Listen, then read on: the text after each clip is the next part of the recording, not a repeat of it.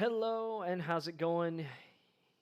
Welcome to another Monday edition of Blind Eye Live. I'm your host, Hunter King, Blind Eye himself, coming at you from the Blind Eye studio slash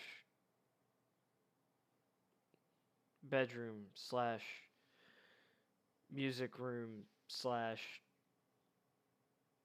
dining room. Just, I guess, my casa.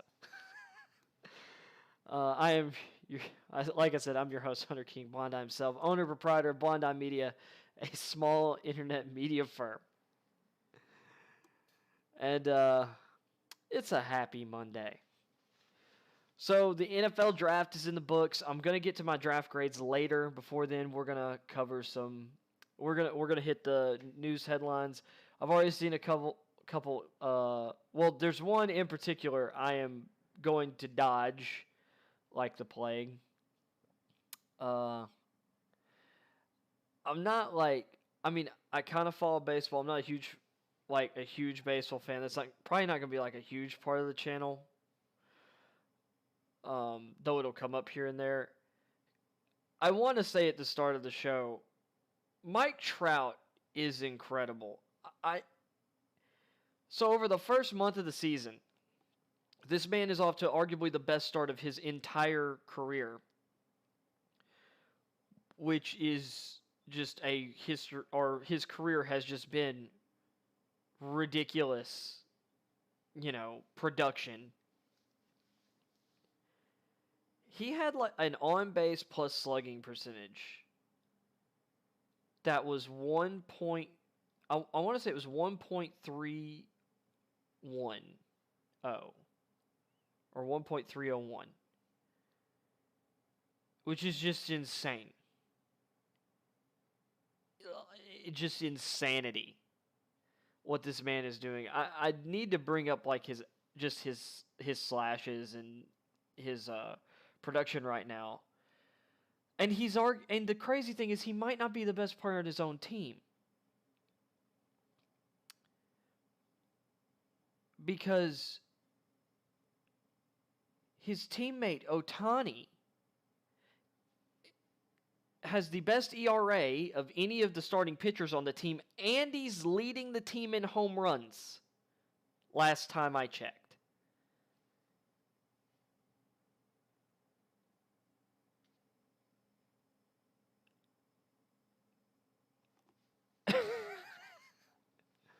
We have the second coming of Mickey Mantle and the second coming of this sacrilegious, but Babe Ruth, like on the same team at the same time.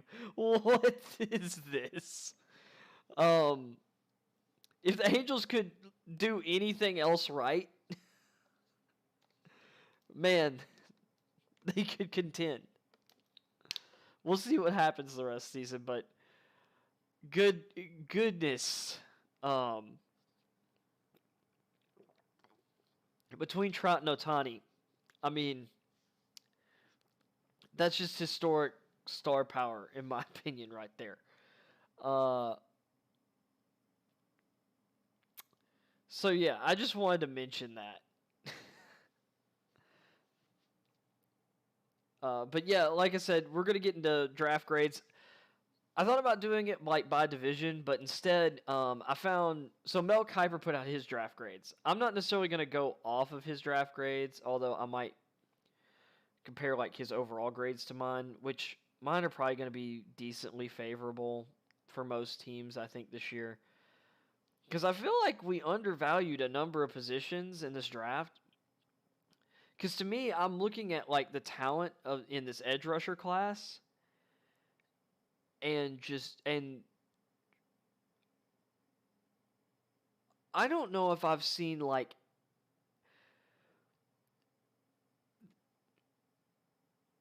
if it wasn't for some of the opt-outs this year, I think that really clouded things for several different players, like projections and some of the opinions on each of them.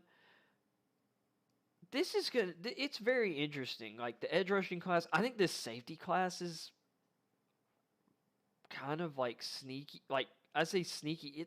It's really good. We had a really deep corner class. This wide receiver class was ridiculous, like up top and down the board, in my opinion. The offensive tackle talent in this class, in my opinion, is just ridiculous in terms of its depth. And I liked a lot of the interior. There were a lot of really good interior lineman prospects too. Of course, what a quarterback class at the top. And then, and the linebackers. There are a lot of really good linebackers, I think, in this class. Maybe I'm too nice. But I just want to say that before I get into the grades later on, if you think I'm too nice, go watch Marcus Whitman, who does a great job. I disagree with him on some of his prospect ratings. There's some guys he really likes that I don't like as much, and there are guys that he doesn't like that I like, I really like. So we'll get to that, but what I'm going to do is I'm just going to go down. I could still do by division and pop around. The reason I'm using Mel Kiper's article is it has all 32 teams and all of their draft picks together. And then after that, I might go to find NFL Network's or CBS Sports, one of them, like, who has like an article up that's like keeping track of all the undrafted guys, because there were some guys that went undrafted that I couldn't believe. Like Shakur Brown out of Michigan State. I didn't like him as much as some other people, because I think Scouts Inc. and like Todd McShay and Scouts Inc. had him as in the 90s or at like 90. I had like a 4th, 5th round grade on him, but whatever. Some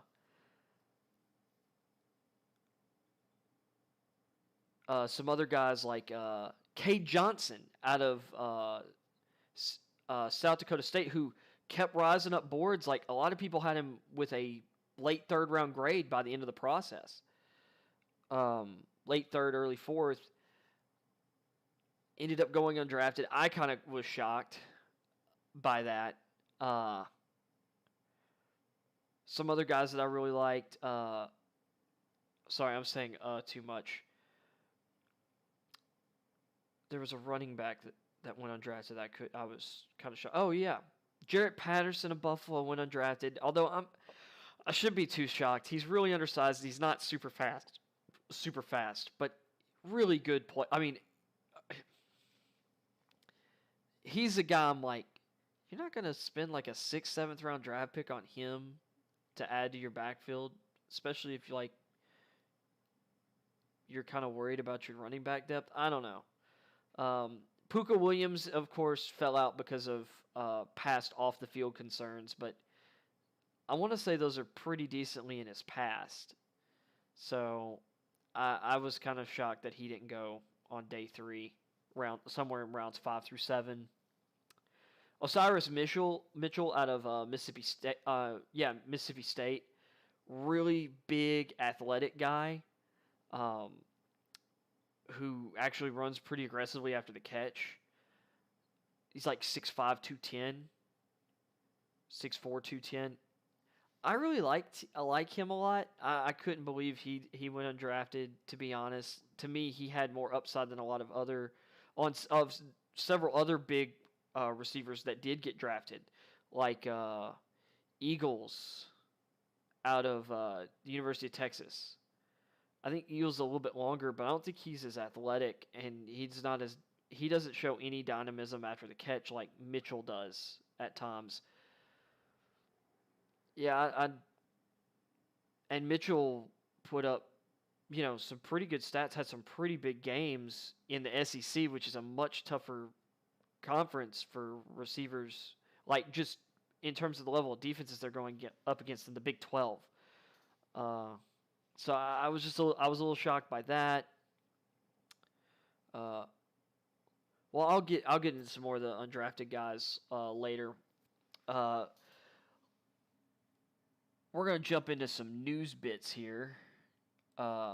So something that happened, I talked about this on the show last week. Aaron Rod Aaron Rodgers wants out of Green Bay, and personally, I don't think he's handling it well. And here's the issue: like Aaron Rodgers could be very personable. I love like his segments from last season going on Pat McAfee's show.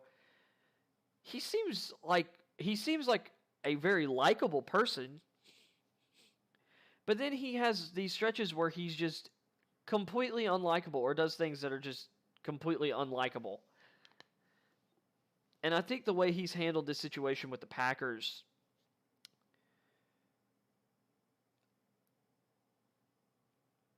just comes across a little unprofessional to me. And disrespectful to your teammates. But I don't know that. But at the same time, I'm not absolving Green Bay of blame. If they didn't want this situation, they shouldn't have drafted Jordan Love. The Packers put themselves in this situation. At the same time, if Rodgers is under contract though. Now, that doesn't mean that he has to free up space because he had like this roster bonus. I talked about it last week. He could have freed up like $4.5 million worth of cap space that they could have used on free agents and re-signing people, and he didn't. If he had done so, they might have been able to keep Corey Lindsey around or Lindsley around at center. But he's gone. So they ended up having to reaching for a center, and there was a better center on the board in Creed Humphrey. Actually, there were multiple better interior line players on the board than the guy they drafted, Myers, out of Ohio State, who was like a fourth, like I had kind of late fourth, early fifth. I thought he was a day 3 player. They drafted him at the end of round 2. Big reach. When you had Creed Humphrey went off the board a pick later, like the Chiefs had to be laughing to themselves. Just like the Vikings were laughing last year when Jalen Reagor got picked and it gifted them Justin Jefferson. So, I mean, I really don't get that pick by the first. But I'm getting into draft stuff. But I just want to say this Rodgers story is not going away anytime soon.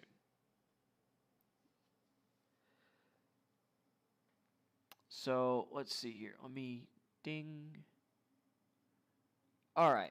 So let's start with NFL news. Let's see what we got here.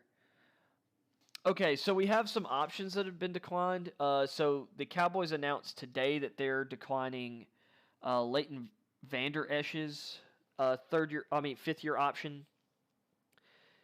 Vander Esch started off really his career really well for the Cowboys, but since has dealt with injury issues, and at this point, I understand why they don't want to pay him the money that's on that 5th year option, because the reports are though that they are working on an extension with him. They want him back. They just aren't going to start from that money point.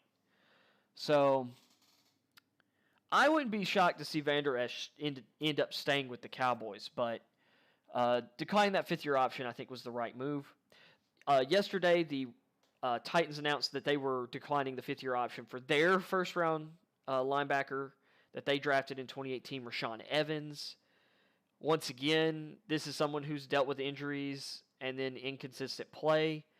However, don't rule out the idea that he will get a shot at an extension during the season if his play improves. But that's why the Titans drafted Monty Rice. One, for depth, but also Evans and Brown are both going into the Brown, they re-signed on a 1-year deal. Brown's been really good for us for years, and after being a 5th round pick. And this coaching staff has done a great job of draft and coaching staff, front office have done a great job evaluating and drafting running backs, or linebackers in the draft outside of Evans. If we're talking about mid-round backers and whatnot, Jayon Brown, 5th-round pick. I believe that was John Robinson's first draft in charge, but I might be wrong. It might have been previous staff, but a lot of the people in the front office, there were holdovers in the scouting department, stuff like that.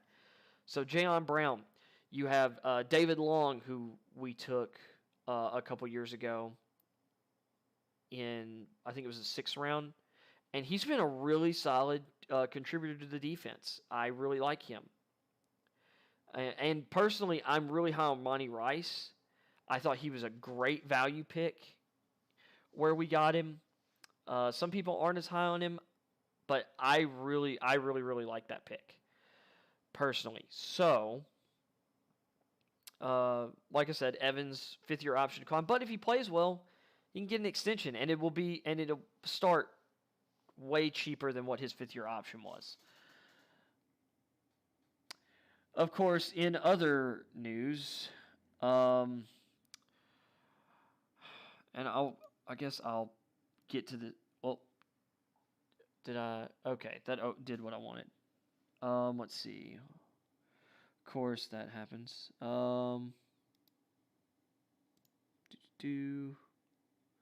Apparently I talked about how, on one of the early shows, how, one of my earliest shows, that the NFL had signed new broadcast rights agreements. So they have moved up the Amazon-only NFL games by a season.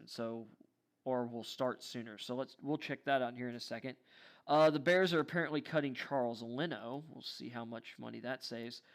The Buffalo Bills, no surprise, pick up Josh Allen's 5th-year option. And the Seahawks aren't picking up Rashad Penny's 5th-year option. Who would have guessed? That has been such a wasted pick. So let's start here. So we'll start with this story. Tennessee Titans NFL pick. Okay, so Rashad Weaver, who was a pick I like the value of before this, charged with assaulting a woman. Tennessee Titans 4th-round draft pick Rashad Weaver has been charged by the Pittsburgh Police Department with 1 count of simple assault in connection to an incident that occurred on April 18th at 2:28 a.m. Well, it took them long enough. According to the police report, officers found a woman lying on the ground surrounded by a group of people on South 17th Street between East Carson and Birmingham Streets. Weaver was not on the scene when the police arrived. One witness account said Weaver punched the woman. Another witness said she saw the woman fall to the ground but did not see Weaver punch her. The woman didn't have any injury consistent with a punch to the head, according to the criminal complaint filed. Okay. So, who knows? O'Kelly followed up with the woman on April 25th, and she told him that she went to Ohio Valley Hospital on April 22nd because she was vomiting. The complaint said that the woman was diagnosed with a concussion at the hospital. Well, yeah, you could have gotten the concussion from hitting the ground, but, the incident stems from an argument that Weaver and the young woman, and the woman got into at a bar. Weaver told officers who separated the two at the bar that the woman threw her drink on him while they were arguing. The woman told the police that she spilled her drink on Weaver. That sounds about right. Preliminary hearing is scheduled for October 5th. So this isn't going to be done or complete anytime soon. We were made aware of the news this morning. Yeah, they wouldn't have drafted him if they'd known this, I'm sure. The 135th overall pick after a standout career at the University of Pittsburgh. In 35 games, Weaver collected 109 tackles, 34 for a loss, and 17 sacks. He was named a consensus All-American defensive end last season after 14.5 tackles for loss, 7.5 sacks, and 3 forced fumbles in 9 games. He was great this past year. As a prospect, love Weaver. But this is why, people, you don't go to bars. Well, I say that. This is just why you need to be careful about what situations you put yourself into. And even so, just because someone else is a jerk or an idiot doesn't mean you should be a jerk or idiot. Not saying he did, because they said she didn't have any injuries consistent with a punch to the face. So, who knows? Okay, Washington football team agree with record-tying running back Jarrett Patterson, former high school teammate of Chase Young. So Patterson goes undrafted, gets picked up by the Washington football team. I think that was a great move by them. I can't remember if they drafted a running back this year. I need to look at it again. But the record they're talking about, Patterson, an undrafted free agent, rushed for an NCAA record-tying 8 touchdowns and 409 yards during Buffalo's 70-41 win over Kent State last season. In 6 games last fall, he rushed for 1,072 yards and 19 touchdowns, which most of that came in, I think, the first 5 games or something like that. I think he got hurt in the last game. In a game against Bowling Green, Patterson rushed for 301 yards and 4 touchdowns. Yeah, so over 2 weeks, he ran for 710 yards and 12 touchdowns. I think it was literally the next game or something like that. He finished his career having rushed for 3,884 yards and 52 touchdowns. And imagine if he had gotten to play a full season last year if the MAC hadn't have been a bunch of idiots. He caught 20 passes in his 3 seasons. Yeah, they didn't throw the ball to their running backs much. After his 2020 season, he was named Mid-American Conference Player of the Year and second-team All-American. He opted for the NFL rather than returning to the Bulls for his senior season, and as I think he should have. But at 5'7", 195 pounds, which, that's small, but 195 at 5'7" is actually really good thickness. He was considered small for the position, which is why he was projected as a possible late-round pick. Coming out of high school, he was a 2-star recruit and told ESPN's Marcel Louis-Jacques that college coaches would tell him, "You're a good player, but too undersized." Yep, Washington has Antonio Gibson, J.D. McKissick, Peyton Barber, and Lamar Miller at running back. Patterson is the only undrafted free agent that Washington will sign. Because they have a really good roster, and they had a lot of draft picks. But I'm going to be honest. You've got Gibson, you've got McKissick, Gibson and McKissick are good receiving backs. Lamar Miller's pretty good at that.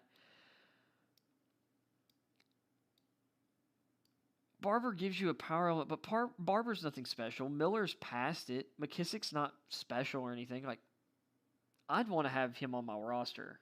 One source, but he'll find at least one familiar face in the locker room.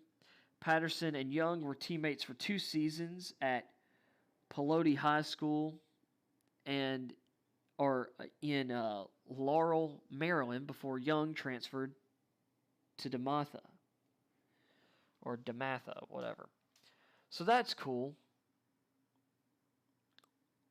Because I was talking about him in my undrafted guys list. That boosts Washington's draft haul, as far as I'm concerned. NFL to air Thursday Night Football package exclusively on Amazon in 2022, 1 year earlier than planned. So next season, Thursday Night Football is going to be on Amazon. That's big news.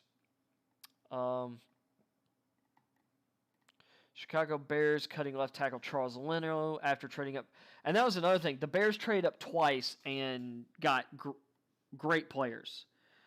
2014 7th-round draft pick. 93 consecutive starts in the past 7 seasons with the team that I was drafted to. My time in Chicago has officially come to an end. and it's a bittersweet day, but I'm excited to see where the next chapter takes me. Someone ought to pick this man up. I will always be rooting for the young guys to succeed in the league. That was me years ago. This is just part of the business. Thanks, Bears fans. Yeah, I mean, that kind of sucks. Like, Leno's a good tackle. It'll be a post-June 1st cut, and we'll clear $9 million in salary cap space. Yep, and that's what this was. This is a money move.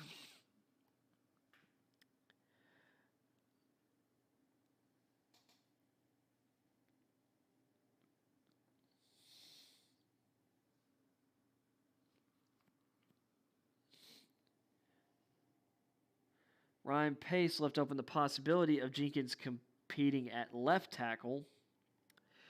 See, because they already had an opening at right tackle, because I believe, who was their right tackle? Was it Bobby Massey, who they already had let go or let walk?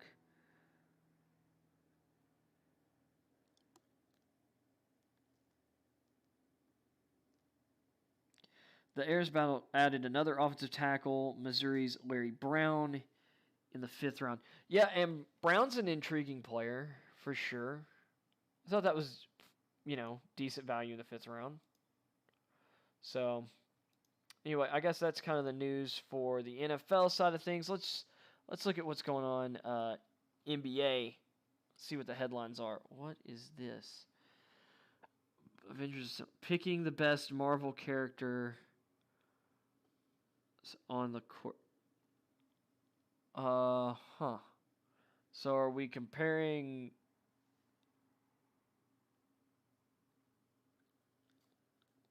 Are we comparing NBA players to Marvel characters, or what are we doing? Yeah, I don't know what they're doing there. Let's see. LeBron to sit out Monday versus the Nuggets. Oh, yeah. So this came out over the weekend or last week. LeBron, in an interview, but coming off this sprained ankle, said that he will never be 100% again. Which, whoever his handle on Twitter, I can't remember his name, but his handle on Twitter is, I think it's Pro Football Doc or whatever. He does a lot of segments like with Clay Travis and other on some like Fox Sports programs. He's a doctor who does a lot of analysis of like injuries and stuff. He said that he can't ever remember a athlete ever saying that after an injury. Or at least not like an elite level athlete. Especially like after just an ankle sprain. Like it'd be one thing if someone, tore their Achilles and they're like, I may never be like 100% of what I was again. But I don't know, just kind of an interesting quote. But LeBron is, 36 now? Something like that, I believe. Yeah, 36. So, let's see. Lakers Schroeder out extended period. So now Dennis Schroeder's injured for the Lakers.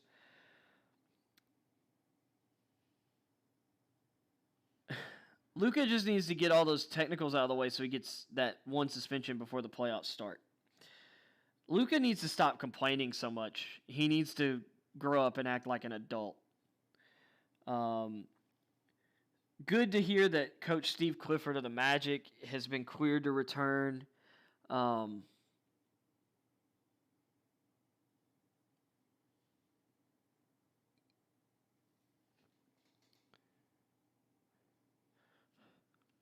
because I can't remember if he got COVID or just was exposed, but I think he tested positive. Celtics star Brown Tatum injured after colliding. Man, as if the Celtics now, like, their two best players just going to collide and hurt themselves. So that's kind of like just some different headlines. Just kind of a refresher on the standings around the league as we go into the home stretch, because the season's ending at 72 games. Most teams are playing, or I think it's 72. You look at the Sixers, they're at 64 games played. The Sixers right now are leading the conference by half a game over the Nets. Same wins, but one less loss. The Bucks are right behind them at 40 and 24. Then the Knicks are 36 and 28, 35 and 30 for the Hawks. The Heat are 35 and 30, and the Celtics are 34 and 31. You know, kind of your queer, and Tatum and Brown hurting themselves is not helping the Celtics as their bizarro season continues. Currently holding down the other three play-in spots are the Hornets, with LaMelo Ball back. Had a big win against the Pistons, and LaMelo just had he just had another incredible assist in that game. They have half a game on the Pacers, same number of losses, one more game in the win column though. And then the Wizards at 29 and 35. The Raptors just continue to sputter. They're 27 and 38. So they're 2 and 3 in their last 5 games. It's not coming together for them. And the Bulls, the trade deadline moves have not worked for them either, really. They are, since the last time I looked at the standings, they were 25 and 35, just like the Raptors were at the time. They're 26 and 38. I mean, they're both within striking distance of the Wizards and Pacers, but I have no faith in them. And then the Pistons are fighting. I like the fact that the Pistons as a team are have just not given up on the season. Like, or in terms of their young players are just not going to roll over and die. And you look at they have a worse record than the Cavs and the Magic, but you look at the point differential, and their point differential is half. Or should I say, the Cavs are 3.5 points worse in points per point differential per game. The Magic are 4.3 points. I mean, like, the Pistons are a better team than those two. It's just that the Cavs had some stretches earlier, or at that stretch at the beginning of the season where they were, looking like a competent team, and injuries and other stuff has just derailed them. And then the Magic have just been abysmal since the trade deadline, which is by design. Out west, the Suns, because of beating the Jazz, are now in first place. They have now owned the tiebreaker over the Jazz. They also have a better conference record, and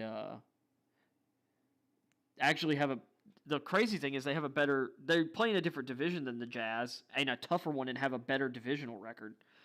But the Suns and Jazz are both at the top of the West at 46 and 18. Right behind them, the Nuggets are 43 and 21, and they are still playing really, really well despite the Jamal Murray injury. They're on a 5-game win streak and have won 9 of their last 10. The Jazz have kind of been, have kind of hit a rough patch, and a rough patch for them is still 6 and 4 in their last 10. The Suns are 7 and 3. I mean, the Jazz's point differential is still ridiculous. It's just a full 9 points.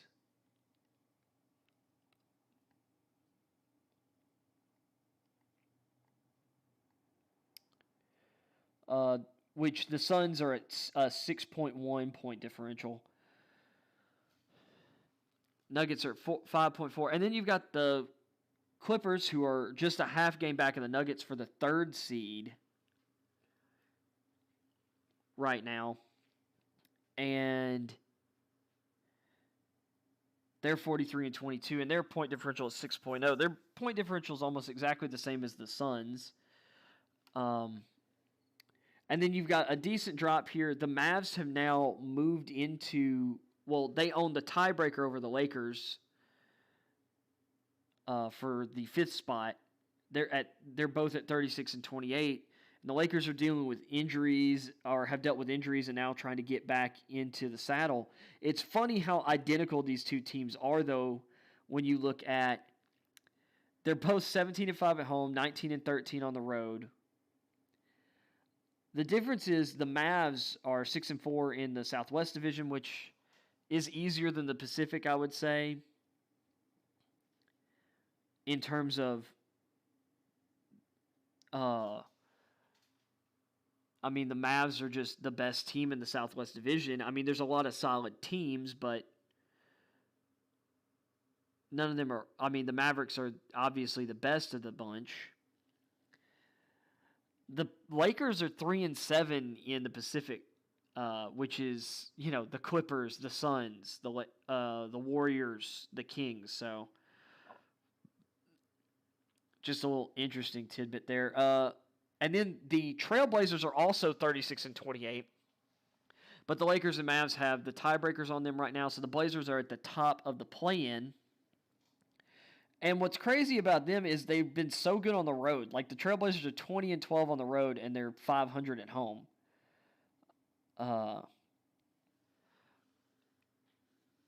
And they've just been really good in, like, close games. And the Blazers now have a positive point differential.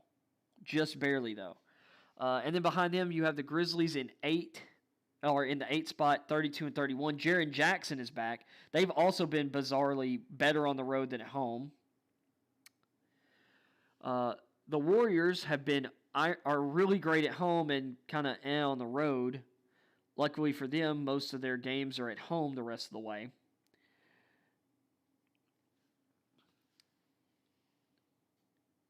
And then locking down the last of the play-in spots at 31-32 are the Spurs. The Warriors are a dead even 32-32. And it's getting pretty close to where the Pelicans, probably it's too late for them now. They're 2.5 games back of the Spurs. Spurs have an extra game left on their schedule and have 2 wins on them. I think it's going to be really hard for the Pelicans to make that up. And once again, the Spurs are very bizarro. 18-12 on the road, 13-20 at home. And then you've got like a big and then you've got the Kings are 2 games back of the Pelicans, 27-37. And then you've got OKC OKC over the weekend. NBA record home game, like home loss. They lost by 57 points at home. They allowed, I think it was 152 points to a Pacers team that didn't have Malcolm Brogdon, Jeremy Lamb, Miles Turner, and Jakar Sampson, who's been kind of a key into their rotation guy. So they were without like 3 of their like 5-6 best players and at least 2 starters. Maybe Lamb had been starting lately, but I know Brogdon and Turner are starters. So, but just that. And the thing is, I mean, the Thunder weren't great in the game, but the Pacers were just on fire. They shot like 65%, 66% from the floor, 63% from 3. It was insane. They went 21 of 33 from 3. But the Thunder are quickly catching up to the Timberwolves, who've been playing a little more competently lately. The Timberwolves are 6-4 in their last 10. The Thunder are 1-9 in their last 10.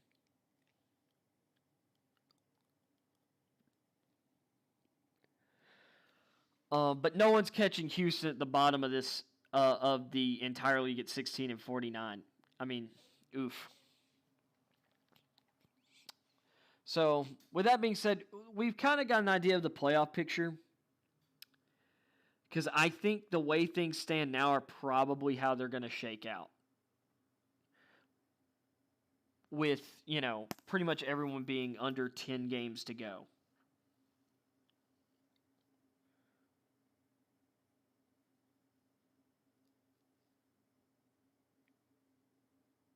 Yeah.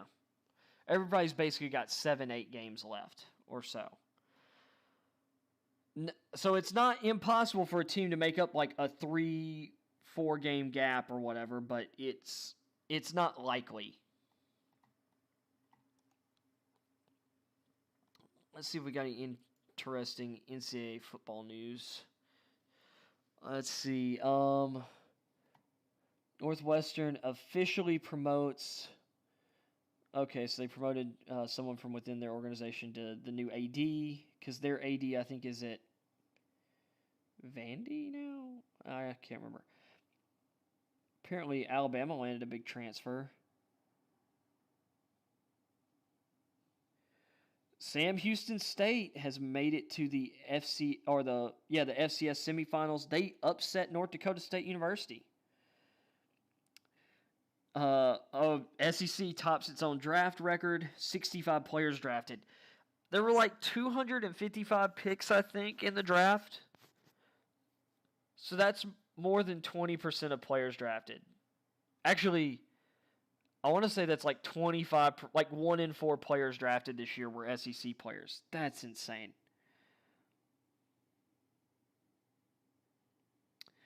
The Mountain West Conference has joined the group of conferences that have eliminated interconference transfer rules. So, like inside the conference.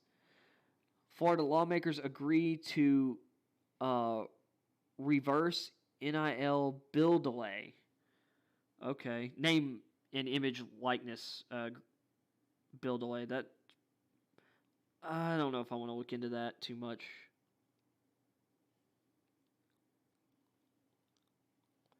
Let's see who this this player Alabama just snagged was. Former Ohio State Buckeyes wide receiver Jamison.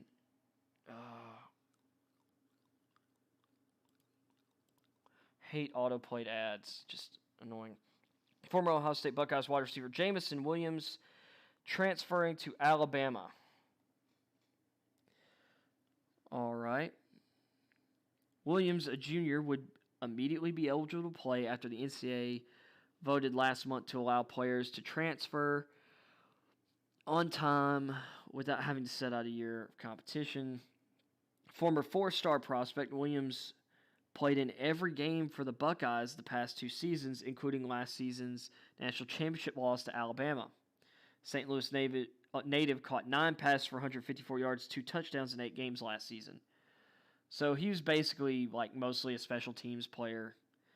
He is known as a speedy receiver who in high school set a state record in the 300-meter hurdles, beating a mark previously held by former Buckeyes running back Ezekiel Elliott.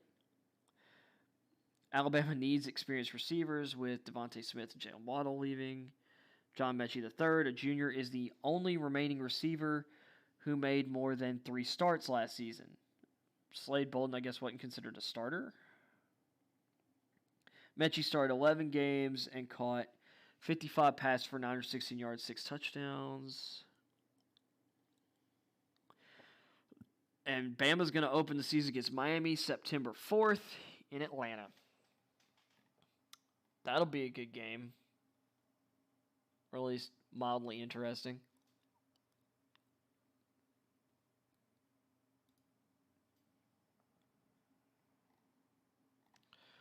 Let's look at like the main page headlines, and then I'll get to, stuff. Angels Otani scratched from start against Rays.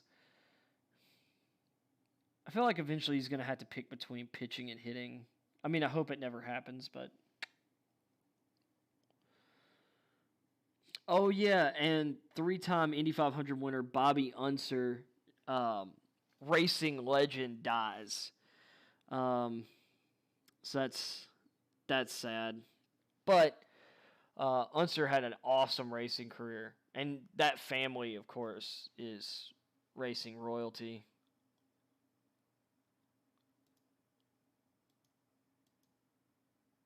So, prayers for his family. Well, if I could close the thing.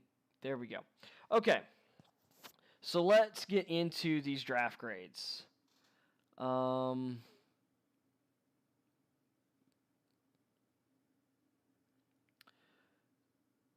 Let's start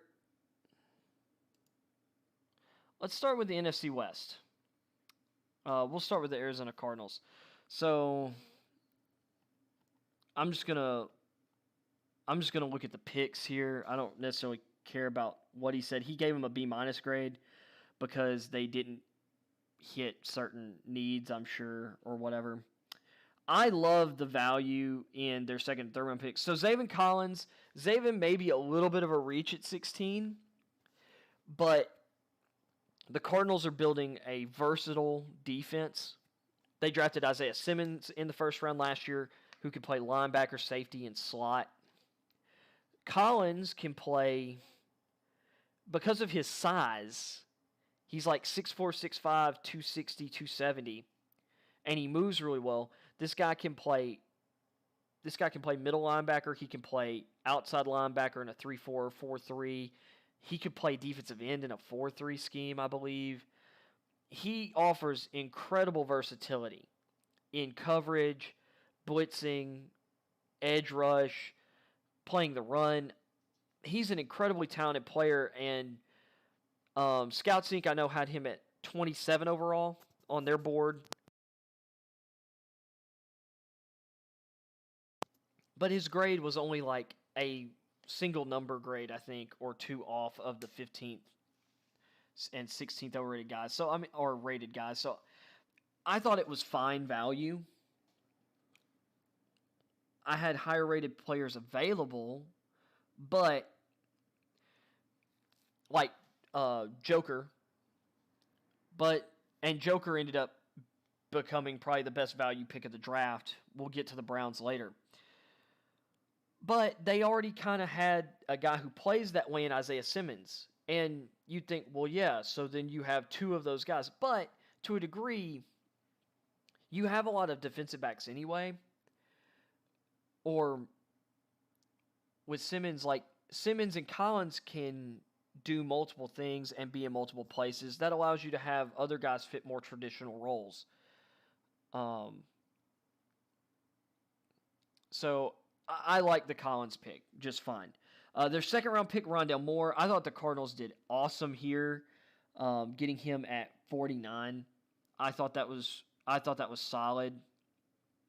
I really like Rondale Moore. I think he has first round level talent, and based on the players they have on their roster already, I think he gives them. And yes, they have speedy kind of players like Andy Isabella. Christian Kirk is still there.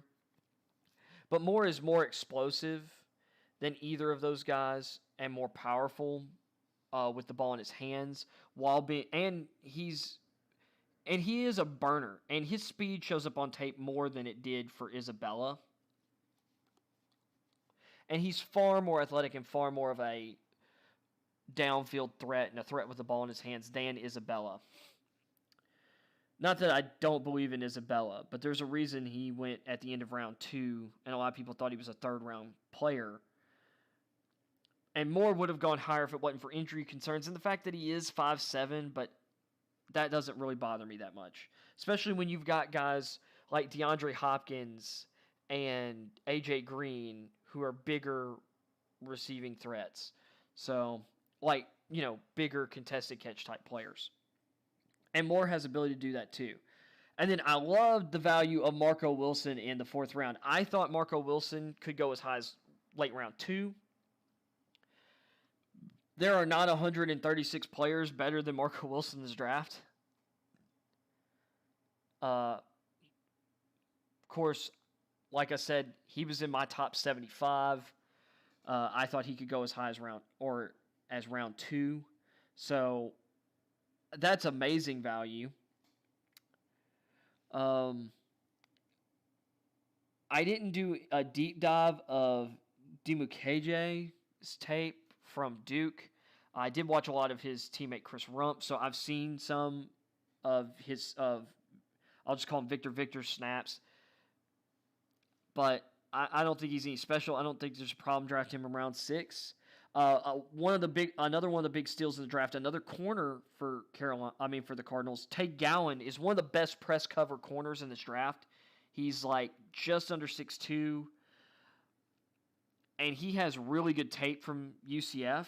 Getting him at 223 is ridiculous. Scouts Inc. had him rated as their 85th overall prospect, I believe. If it wasn't 80, I want to say it was like 85th. So getting him at 223 is an incredible value. And then there's a lot of people that like James Wiggins. I know most people I saw some people had who had kind of like a late third round grade on him. I thought he was a day 3 player. I thought he could go in round 4.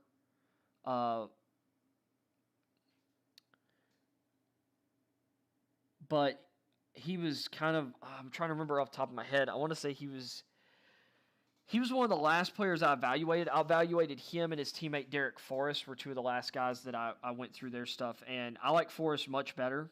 And he was drafted earlier. But Wiggins is way better than the 243rd player, I think, in this class. So, I say way better. I mean, I expected him to go. My thing was, if you could get him in the 5th round, I thought that was perfect value for him. And they got him at, middle of the 7th. And then Michael Manet, center out of Penn State, when you can get a Big Ten starting center in the 7th round, I mean, that's not bad. Or from a blue blood program like Penn State. Like I said, he's not one of the 151 guys that I feel I got a full evaluation on, but what I would consider a complete eval on. But Manet, solid talent for a 7th round pick, like that for Arizona. Let's see. Man, this is not going to be the most efficient running around because I don't know where he's got people. So I will just go back to the top of the page. I wonder if I refresh if it'll keep me here, if it'll take me to the top. No, it's just going to keep me here. Oh, no, there we go. That worked. Okay, so let's go. I said the NFC West. So from Arizona, we will go to... Let's check out the Rams. We'll do the Rams next. So the Rams, I guess I should give a letter grade for the Cardinals for their draft. I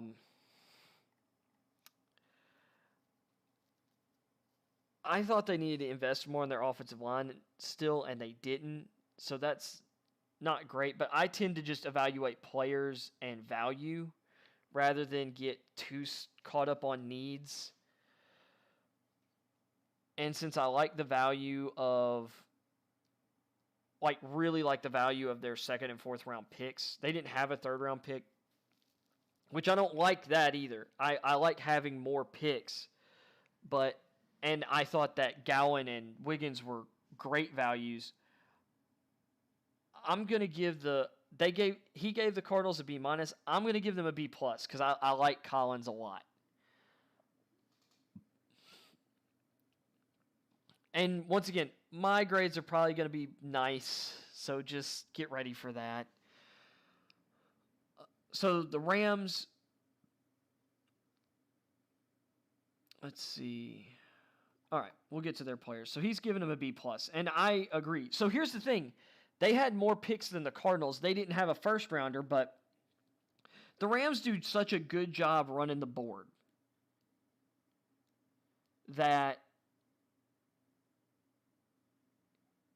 you know what? Because the Cardinals only had like 3 picks in the first 4 rounds, and yes, I'm going to give them a B. I'm going to give them a B. Because out of their guys, like 2 of those picks, I just don't really have much of an opinion on. I don't think they were bad. I don't think they were, great picks either. So we'll do that. We'll give the Cardinals, I think, did a solid job, a B. So Tutu Atwell at 57. The guy who was drafted ahead of him, Dwayne Eskridge, for a while I had him ahead. But if I'm not scared about certain player size, and Atwell is the lightest player drafted in the NFL draft in a long time, if not ever, or at least in a really long time, at 155 pounds. And he's short, like he's 5'7", like Rondale Moore, 5'7", 5'8", but he's 155 rather than like 181 or 185. The guy is really fast. He actually ran a 4.32, and he separates really well. And it's hard for corners to get their hands on him because he's so small and so quick. So, and in the Rams scheme, I think he could be extremely dangerous with McVay. McVay knows how, or will know how to protect him and get the most out of him. So I think that was a solid pick. Ernest Jones was kind of a little bit of a late riser. I think he was okay value at 103. I didn't have him going in that high. I had a day 3 grade on him, but I like Jones as a prospect. But there were guys who went after him that I'm not quite as big a fan of, or I mean, who I was a bigger fan of, like Jabril Cox. So, it was a third, like one of the compensatory slots in the 3rd round. But once again, I had him pegged as a 5th round, or I loved his value like 5th round and later.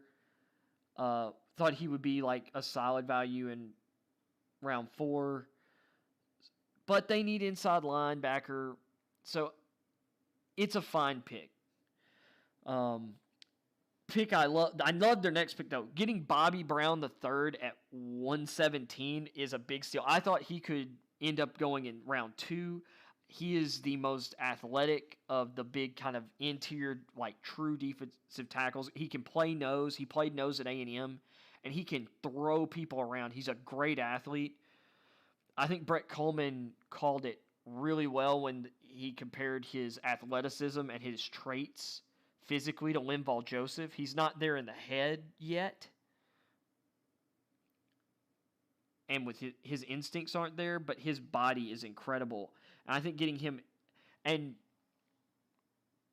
putting him on the same line as Aaron Donald, that's going to be a really good group there. And then I loved Robert Rochelle at pick 130. I thought that was a great pick for the Rams. He's a small school guy, Central Arkansas. He had a lot of buzz after a really great 2019, and he was robbed of a 2020 season. So I think he could have ended up being a little bit higher. I think that's a high upside pick at 130. I think, and the Rams do amazing jobs drafting on days 2 and 3. Rochelle just, to me, screams like one of their, like a signature pick they hit on. Then they took a high upside swing at 141 on UCF wide receiver Jacob Harris. There were, there's some other receivers on the board, but in terms of this guy's athletic traits, he's 6'4", 6'5". He's fast. He's fluid. He's still learning the game. He was a soccer player who has transitioned to receiver, but he had a really solid season at UCF last year. This guy has like incredible downfield receiving tools. There aren't, even in this draft with great receivers, this guy has as high of an upside as almost any of the receivers drafted ahead of him because of his length, strength, and speed combo, and just his level of athleticism in general. And he was a dangerous deep threat last year. I think, and getting with the Rams, he's going to get to learn from a great coaching staff. He's going to get to learn from great receivers. Robert Woods is one of the best technical receivers in the league. Super underrated. Cooper Kupp is great at playing the position. He's not an elite athlete, but he is a great wide receiver. And they brought in Deshaun Jackson, who nowhere near as big as Harris, and none of the receivers I've just named are as physically gifted as Harris. But Deshaun Jackson knows a thing or two about being an elite deep threat in this league. So I think he's landed a great development spot. So that's a home run swing. That's a boomer bust swing. I like the pick. I don't love it because he is still so raw. But, I mean, that's what you do on day 3. And he has talents to where it's like, yeah, I could see like how this guy could develop into a player who is better than players that were drafted multiple rounds ahead of him. Then you have Ernest Brown IV out of Northwestern. He was a solid player on a really, really great defensive team last year. You know, pretty decent 5th-round pick. And then in the 7th round, they got Jake Funk out of Maryland. I didn't get an eval on Jake Funk. I've barely watched him play, so I can't really give opinion other than what I've seen from other people. I know a number of people that I've listened to like the value of Funk in round 7. Think he's a solid potential rotation contributor running back. That's good value in round 7. Well, I know Mel Kiper liked the pick. I remember when I was reading this article over the weekend that he believes he'll end up making the team. And there's some pretty good young running backs on this team. He's not going to be ahead of Akers or Henderson on the depth chart there, but if he could be their third or fourth running back, I mean, that's good for your 7th-round pick. Ben Skowronek out of Notre Dame, solid possession receiver, depth receiver, but he may not make the roster. And I didn't see too many people who had much of anything to say about Chris Garrett, so there's that. Let's see. Let's go with. We'll save San Fran for the last team in the division because that one's going to be fun. This one's going to be quick. So the Seahawks had all of 3 picks. And their first pick, I guess I should have given the Rams a grade. So based on what they did, they didn't have a first-round pick, but they used it to get Matt Stafford, and I think that should factor into the grade. Or was that one part of the Ramsey deal? Oh yeah, that one was definitely part of the Ramsey deal, actually. So, still, that got them Jalen Ramsey. I'm going to give the Rams, because of how many of those picks I thought were really good in the middle there, I'm going to give them a B+. Once again, 7th-round picks are just flyers for the most part. But Atwell, I think, 57, and especially considering the pick before the Seahawks reached for Dwayne Eskridge. I know a lot of people like Eskridge, but to me, he was a 3rd-round player at best.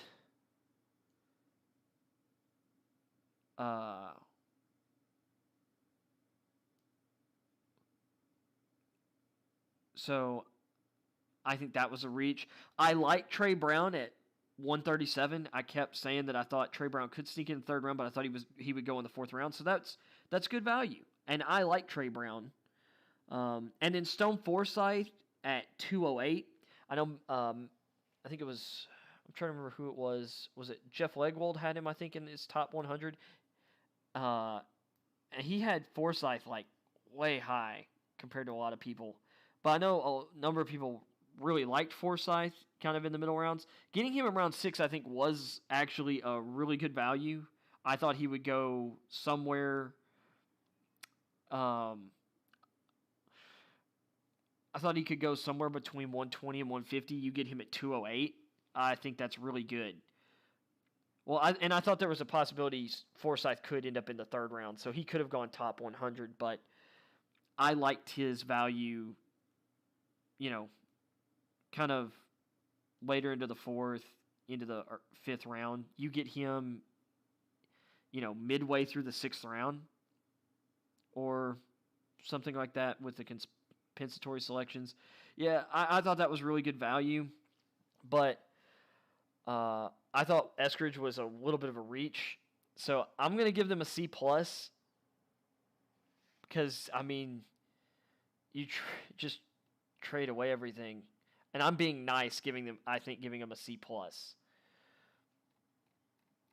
I think they needed a slot-type receiver like Eskridge, though. So that's why I'm...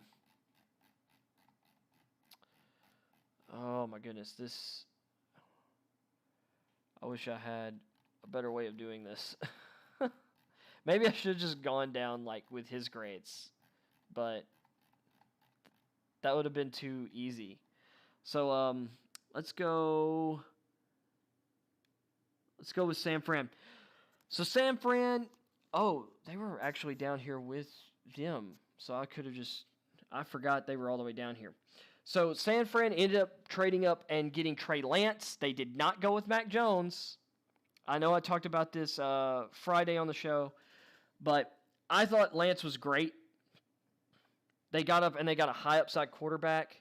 I don't love trade ups, but they trade up, I think, for the right guy. After that, though, Aaron Banks in the second round. There are a lot of people that liked Banks a lot. I didn't like Banks as much. And I definitely didn't have him in my top 50 players. I thought he was a mid-round guy. Personally, I wouldn't have taken him till round 4 at the earliest.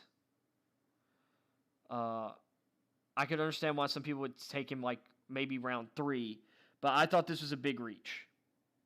Personally, not a huge fan of the Banks pick, but they need some young interior linemen, so we'll go with it. Loved Trey Sermon at pick 88. They have Mostert, they have Jeff Wilson, they have some running backs on hand, but Sermon is a powerful, strong runner who I think will be great in this system.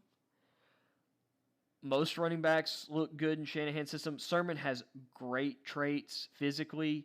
I think he gives them something that he's more powerful than Wilson. I think he gives them something they don't have on the roster right now.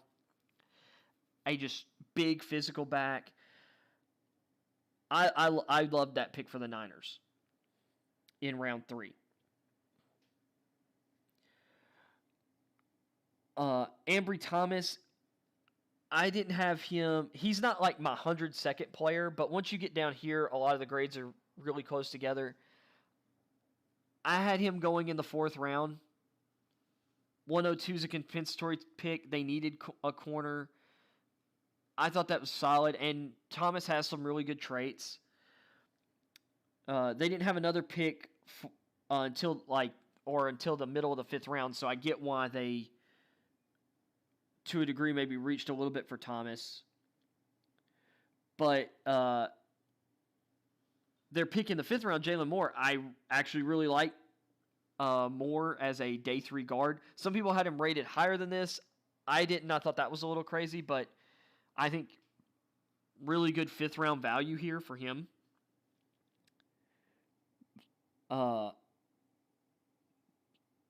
Amador Lenoir or Lenoir out of cornerback out of Oregon. He's a day 3 corner.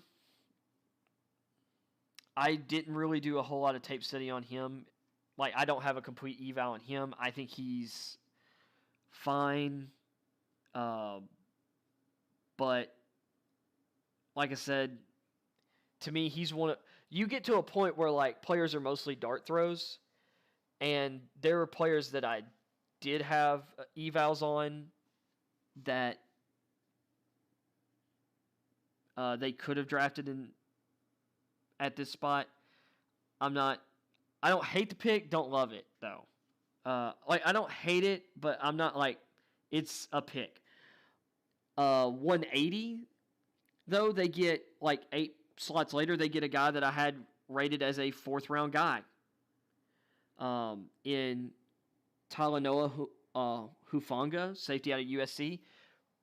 Really solid. I think he's mostly a box safety in the NFL, but he's an NFL player. Like, I think he should be able to have like a decently long career. I think he'll be a solid player. You get that guy at 180 when I had him in my top 150.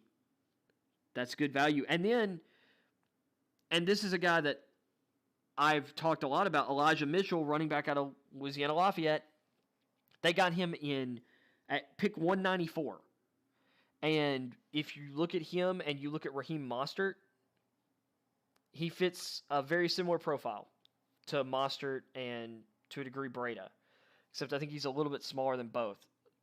A little bit smaller than Breda for sure. But he's fast. He's shifty. And there they have their next running backs that are going to come in and eventually replace Wilson and Mostert in those roles in Sermon and Mitchell, potentially, both from this draft class. And Shanahan loves to run the football. He loves to play physically, to set up play action and play action shot plays. I think this is great. Or I thought this, like, some of this draft was solid. But I thought Banks was a reach. Thomas was a slight reach. Lenoir went earlier than I expected. I thought he was like, 6th, 7th round guy, which, once again, really, once you get down as far late 5th round, a lot of those guys kind of have the same grades, but I didn't get around to Lenoir really, or do too much deep dive because I really wasn't impressed with his profile. But Oregon has had a pretty good defense the last couple years, so it's a okay pick. So but just getting Lance, in my opinion, and then I thought they got great value out of Mitchell. He was one of my favorite day 3 running backs. Maybe my favorite day 3 running back. It's him or Jarrett Patterson. And then Trey Sermon in round 3 and Trey Lance at 3. Just because I think they've upgraded long-term at quarterback, I'm going to give them a B. But the rest of the picks didn't necessarily blow me away. Because honestly, I kind of want to be like Kuiper and give this a B-.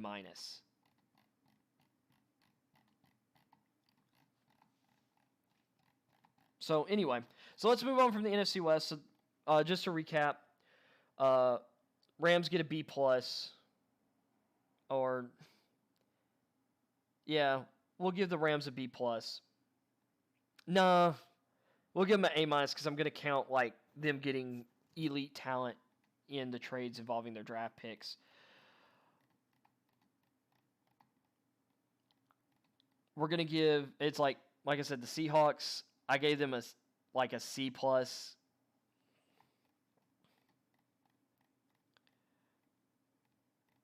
I didn't hate their picks. I just thought that, you traded a bunch of picks you don't have picks because you traded for a bunch of meh players and did a bunch of meh deals. And I mean, you had 3 picks. I mean, that's not great. And then of course, the Cardinals, I gave a B. I thought it was a solid draft. Up top, almost gave him a B plus, but I did kind of factor in like you really didn't take any like offensive linemen. I think you did I mean, it's a solid draft, and honestly, could end up being a B plus. So, but I didn't love that they didn't have a 3rd round pick. And then of course for the 49ers, just because they got Trey Lance, I'm giving them a B. Let's see. So that was the NFC West. Let's do the NFC North, where we've got. Let's just start with one of the big stories of the draft. And we'll go with Chicago. And I thought they did a great job at the top of the draft. 2 trade-ups, so they don't have 3rd and 4th round picks. And I'm not always a huge fan of trade-ups, but they got really good players. Like Justin Fields is an elite quarterback prospect who isn't one of the guys that I love, but he's better than Mitchell Trubisky was as a prospect. And you traded up to get him at 11, although you spent an extra first. Like you just flipped a bunch of mid-round picks to move up a spot to lock him in at 2, or Trubisky in at 2. Fields is a better prospect. It did cost them a future first and then a 4th round pick and a 5th round pick, one of them in the future, but they needed to make this move, and I think it was a good one. And then they traded up to get Tevin Jenkins in the 2nd round, and I thought that was an awesome move because you let Bobby Massey walk this year. Needed a right tackle. You've since cut Charles Leno, who's your starting left tackle. It's saving you a bunch of money, but I don't necessarily love that move. So Jenkins is going to start at one of the tackle positions. But those are 2 great picks. Larry Brown in the 5th round, solid. I like Forsythe better, and the Seahawks got him 57 picks later. But I would have loved the value for Stone Forsythe here. Brown, I think, is a solid pick. Virginia Tech's Khalil Herbert is kind of a speedy, complimentary back. To get him in the 6th round, I think, solid value. I thought Daz Newsome would go a little higher than the 221st player in the draft. I thought he'd go 4th, 5th round. Like, I thought he could sneak into the 4th round. Thought he was a 5th round player. So that's good value. Thomas Graham out of Oregon. I like Graham better than Lenoir. And he went 228. So I think that's fine. And then Tong out of BYU was a, I guess, draftable player. One of the last picks in the draft. Mostly inconsequential. I'm going to go with Kuiper. They did give a lot up to get Fields and Jenkins, but they were great gets. And I like the Brown, Herbert, Newsome, Graham picks. So I'm going to give them a B+. I'm going to go with that.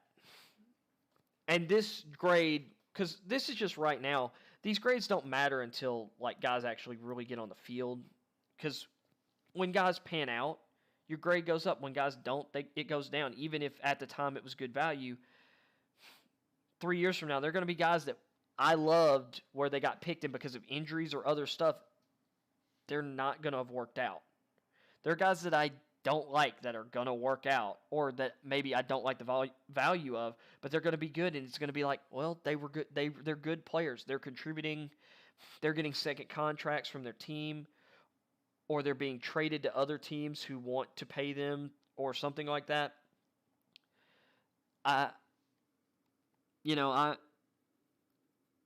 So I'm going to give it a B+ right now, but this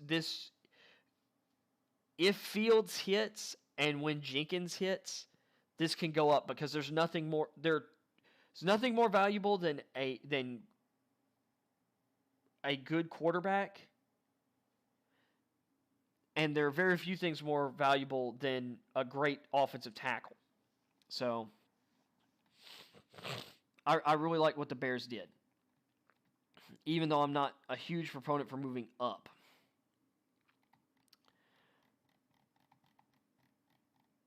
With that, we're going to go to the other side of the spectrum real quick. And, well, no, let's just go down in, I guess, order to a degree.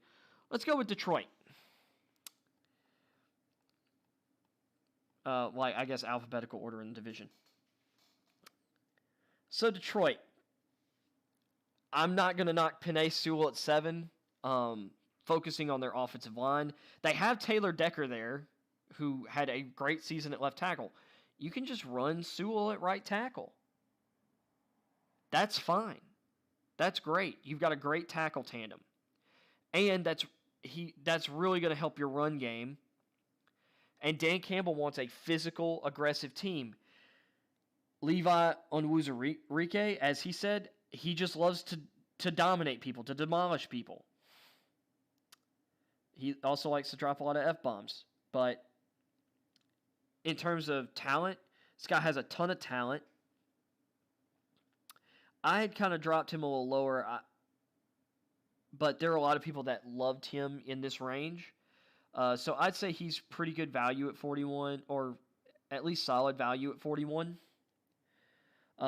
Then in the third round, they double down on their defensive interior, and they get Aleem McNeil, who at times at NC State, they had him up at 340 pounds playing nose tackle. He's slimmed down. I think he's down to 317. And he's pretty athletic. After Bobby Brown, who had taken my spot as my favorite kind of big nose tackle type, Aleem McNeil's right up there. He and Tyler Shelvin are like my next two guys. And I think McNeil at 72 is a fine value. I mean, I still would have rather than picked a receiver at that point, and Dimey Brown was on the board. But McNeil's a solid player, or a really solid prospect with upside for them. And then Ifeatu Melifonwu at 101 is a great value. I think that's about where he was.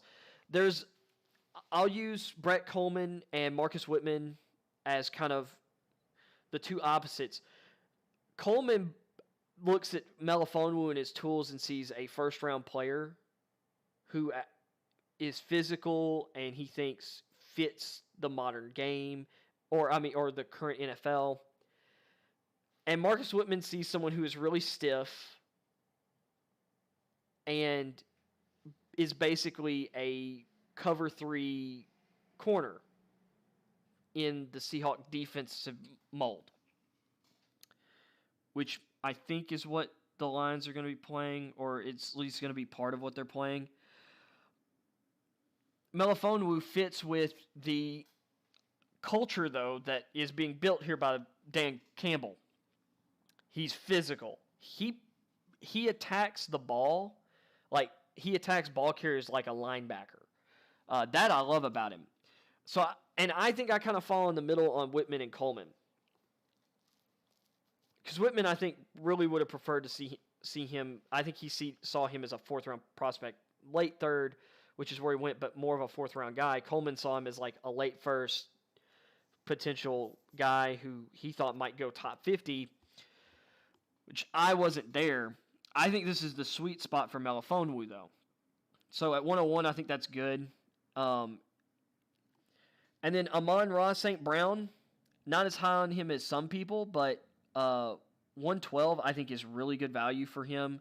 He gives them kind of a technically proficient receiver with consistent hands, who also makes contested catches and some tough catches at times.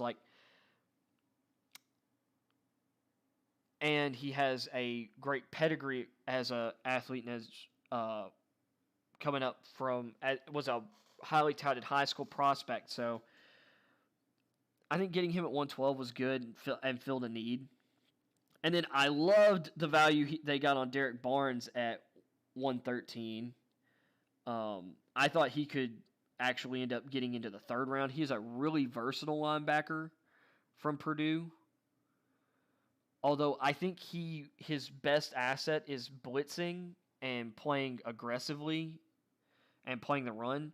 He does have athletic traits that could translate into coverage, but once again, I think he really fits the attitude Dan Campbell is trying to build for this team, the culture that he's building for this team. And to finish that off, they didn't have any fifth or sixth round picks, but they had 2/3 and 2/4. Seventh round pick Jamar Jefferson. Some people really liked him. Thought he was, he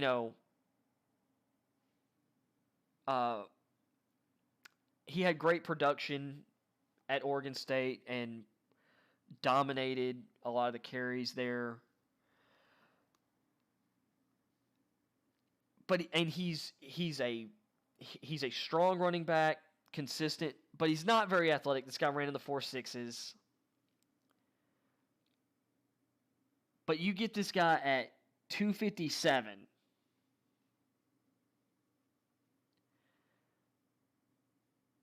In the 7th round, almost the last pick in the draft. I'm not going to knock that because he's going to run with physicality. Kerryon Johnson hasn't been able to stay healthy. DeAndre Swift, and he can run between tackles, but he's definitely more of an agile and explosive back. He has a little bit of pop, and he has great contact balance, but Jefferson's going to run with power. I think he gives you a good compliment. You're getting a really nice compliment back at pretty much the back end of the draft. I think that was actually really, really good value. I would say that's, like, if we're just going to go with a pick here, that's an A-level pick at 257. So all in all, let's see, what did Kiper give him? He gave him a solid B, and that's what I would say. I would go with a B here because I had them picking whichever Alabama receiver was available on the board. And honestly, I thought if Devontae Smith was available, which he was in this scenario, that really needed to be the pick. They need someone to throw to. Instead, they just decide to do what I kind of like, which is build through the lines. So I'm not going to hate on the Sewell pick. That was perfect value. There are players at defensive tackle who were on the board that I like better at 41. Well, I'll say there was one guy, and that's Milton Williams, which he's a big boomer bust guy. But, I mean, he doesn't have Aaron Donald's mind and necessarily his technique yet. But in terms of his physical traits, Milton Williams just dominant physical traits. Like, he's one of the best the best all-around athletes and prospects in this draft from a physical standpoint. And we'll get to him where he was drafted here in a bit. And I get why he didn't go this high.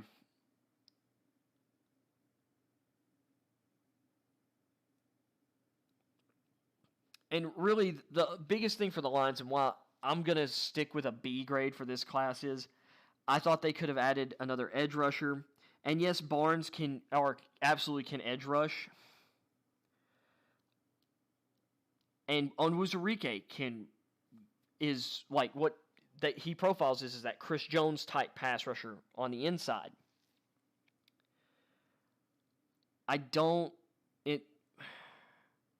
There are a lot of really good receivers on the board at 41 too, or 41 as well. And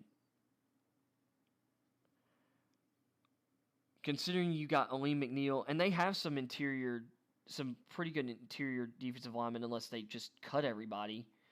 And I didn't realize it. I don't know. But the thing is, they had a plan and they have a process and for like what they want this team to be. And you can see like what Dan Campbell's plan is for this team, what culture he wants to instill. And on that note, you almost kind of want to raise it to a B, or the draft grade to a B plus. But this is a solid draft, and a solid start to this rebuild. So, as I run back up to the top to, oh wait, I just saw one of the teams. I think. Yep, here we are. We'll do the Vikings. We'll save Green Bay for last. So I loved the Vikings draft. So Christian Darrisaw. I had this guy going either 13 to the Chargers or 14 to the Vikings. They instead, or another player that I had, because I'm usually had Slater and Sewell off the board, and then I figured they'd be off the board and Darrisaw would go to the Chargers. I had them drafting Elijah Vera Tucker a lot at 14. Most people had that as a mock spot.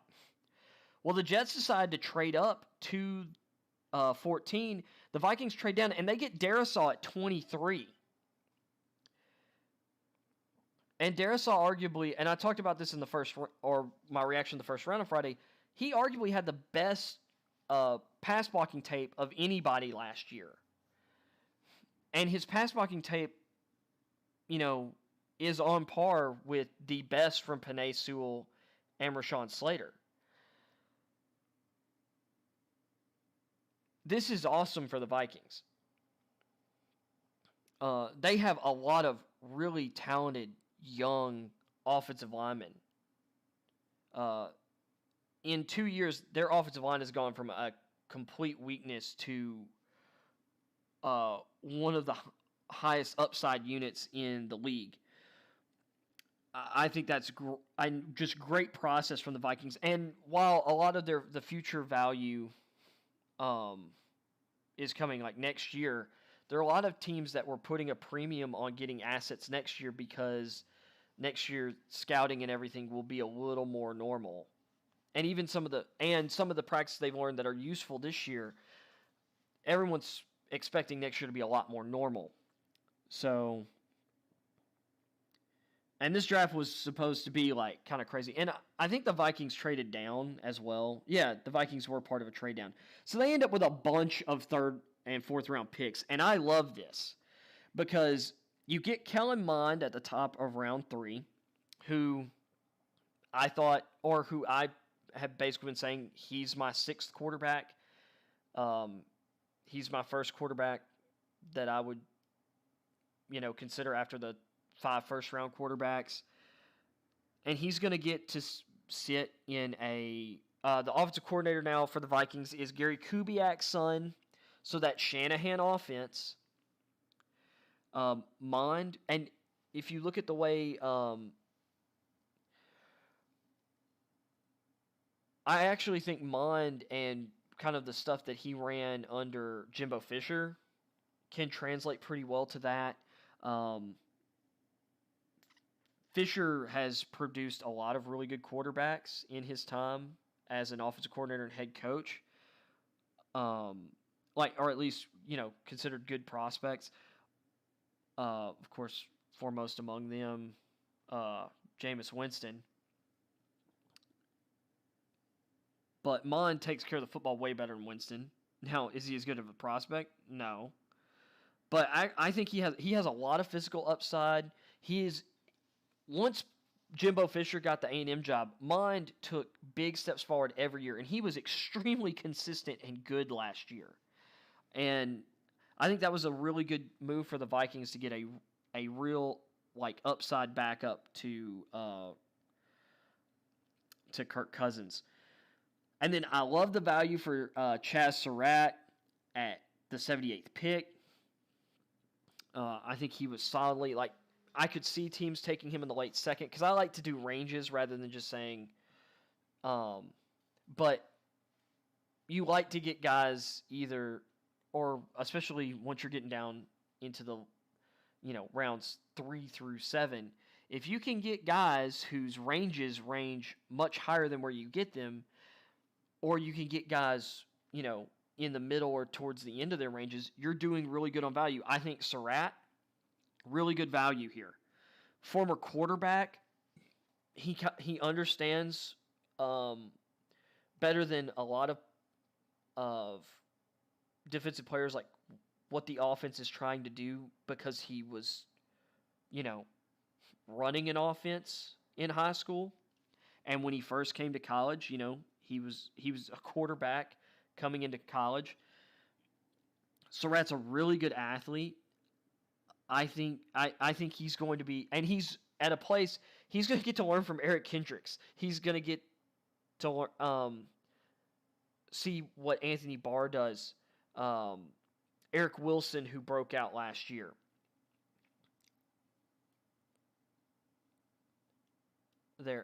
Or was Eric Wilson the guy who broke out for them last year?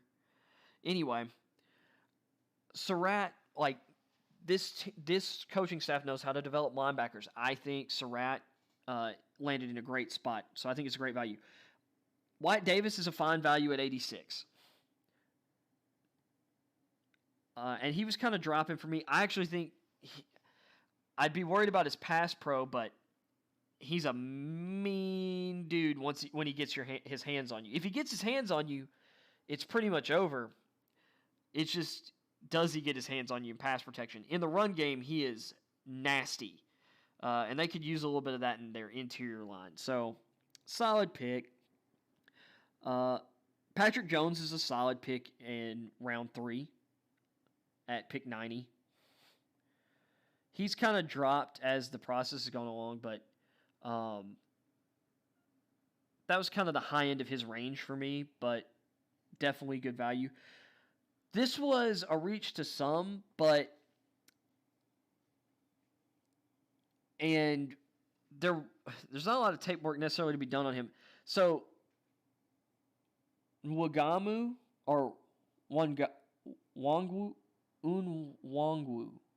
Kene Nwangwu out of Iowa State. This guy lit it up at his pro day, and he had a lot of hype.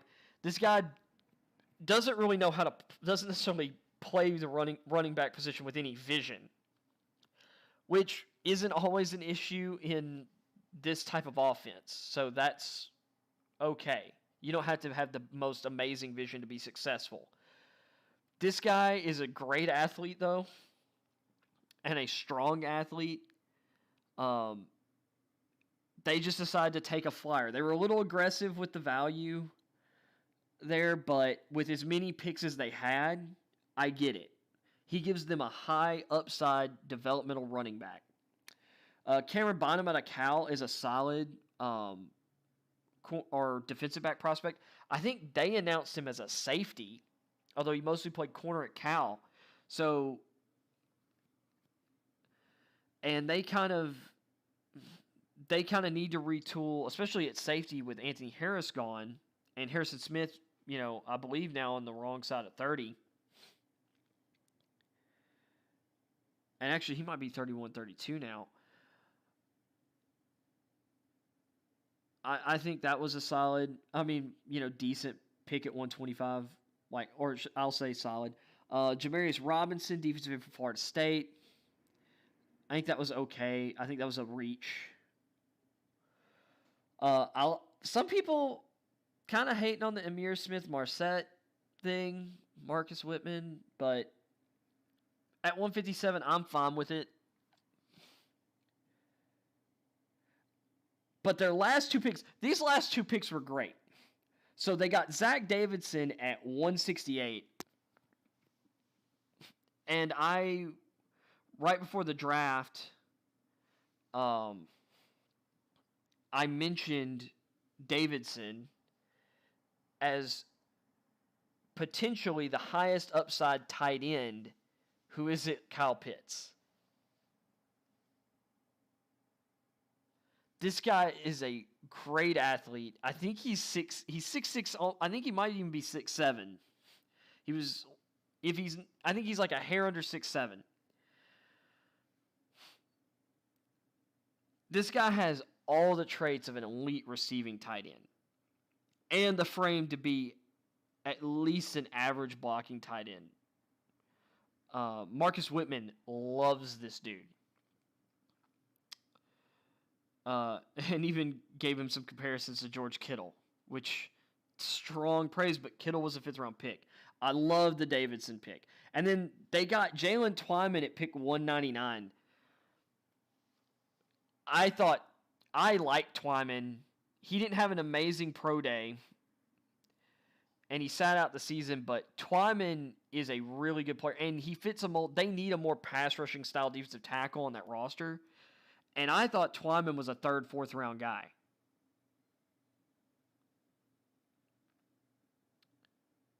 Like late 3rd, 4th-round kind of guy. Getting him at 199, excellent value. So we're near the top of the thing here. Well, went too far. All right. And now let's laugh at Green Bay. Oh, boy. Oh, there we are. I think Kuiper was nice. So we're just going to tear into this. Eric Stokes was a reach. I like Stokes. I like him just fine. But he wasn't in my top 50. I thought he could sneak into the back of round 2. But even then, I was thinking, if you're drafting him in round 2, it's still probably a little bit of a reach. This he's really stiff.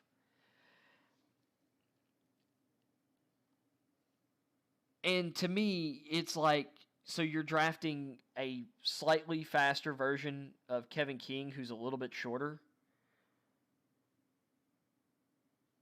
You didn't develop Kevin King. You didn't develop Josh Jackson. You haven't developed any of these other, like, kind of long cornerback or other cornerback prospects. Jair Alexander was just good. I wasn't worried about him. But I like Kevin King as a prospect. I thought Josh Jackson was an awesome player in college. And they haven't really worked out great in the pros. I just don't see the Packers developing Stokes either. But he is a really good press corner. The worst reach was Josh Myers at 62. They had Creed Humphrey on the board, who went literally the next pick to the Chiefs. Like I said earlier, the Chiefs had to have been just laughing all the way to the podium with that one. Myers is a day 3 guy. He's a 4th, 5th round player. Like, he's fine. He's a fine center prospect. There were a bunch of those guys. Trey Hill, who is my number 3 center after Dickerson and Humphrey. He didn't go until like round 6, and I had a borderline 3rd round grade on him. Kendrick Green, guard center out of Illinois. The Steelers got him, I think, in round 3. It's baffling to me. Now, Amari Rodgers at 85, awesome value. I love that pick. He gives them a type of receiver that they don't have right now. One who is really smart. He's got a powerful build. He's built like a running back. He's 5'11", 215.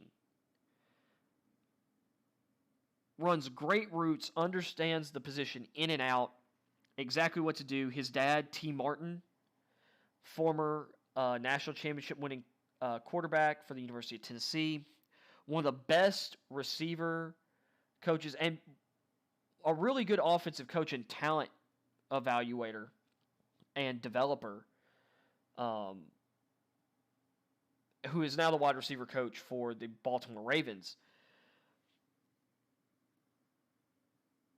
Martin's put a bunch of great receivers in the NFL. This is his son, and he plays like he is T. Martin's son.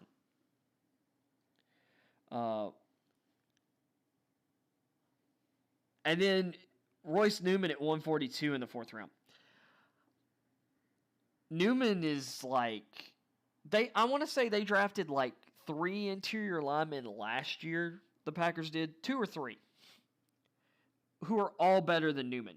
Newman, I wouldn't have been shocked if Newman was undrafted, personally. I watch a lot of SEC football. Newman's just guard. Yeah, let's take him in round 4. Terrell Slayton, defensive tackle 40. He's a nose tackle. Not my favorite. My man Forrest Merrill out of Arkansas State didn't get drafted. Slayton does. Slayton's not a bad pick. Everyone needs nose tackles, and I've said I love nose tackles. Slayton's nothing special, though. I believe that Quentin Bohanna went after this pick. Would much rather have Bohanna. He's bigger, he's stronger, and he's meaner. It's just an okay pick. John Charles, quarterback out of Appalachian State, small school guy. I've watched a little bit of tape on him, or I've watched a little bit of his play. He's fine, but I didn't expect him to go in the 5th round. Van Lanen, Wisconsin offensive tackle. That's fine, like 6th, 7th round value. All these players are basically the same. I like McDuffie at 220. McDuffie definitely deserved to be drafted. And Boston College has put out some solid linebackers in the past. I expected him to go in the 5th round, so I thought that was good. And the best pick that the Packers made the entire draft, other than Rodgers, and this was a better value even, was Colin Hill. To me, Colin Hill was a 3rd, 4th round running back. Easy. This guy showed extremely great receiving skill early in the season this year. Eventually opted out because of all the changeover at Mississippi State. The year before, he was one of the most dynamic running backs in the country. This guy, and I think Marcus Whitman said this really good in his draft grade video that he did on the NFC North. And sorry that I'm mentioning these people, but I have my own opinions, but I also like to listen to other people because they have good insight where I may have missed something, or them having different takes allows me to balance my own opinions. I agree with this. Colin Hill is a better prospect coming out of college than Aaron Jones was. And Aaron Jones has been fantastic for the Packers. Colin Hill can do it all at running back. And he should be great in this scheme. And could allow them to move on from Aaron Jones and not feel too many negative effects from that. So, but overall, I'm going to crap on this class because even though I like Stokes, I don't like that value. I really, really like the Rodgers pick. And I really, really like the Colin Hill value. That still doesn't save this from being a C-level draft for me. Because actually, I'm going to give him a C-. Because if it wasn't for the Rodgers and Hill picks, this would be an F. Because they just continuously failed to, like in certain cases, find value. But the Packers have done a good job of drafting and developing linemen in the past. They have their misses just like everyone, but they've done a really good job.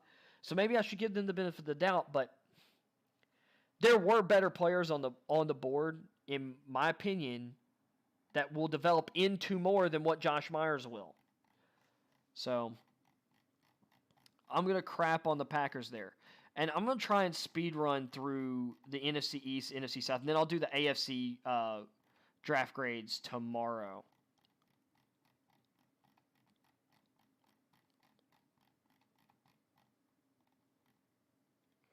And maybe get into like my winners and losers, because I'm talking about that in this, but I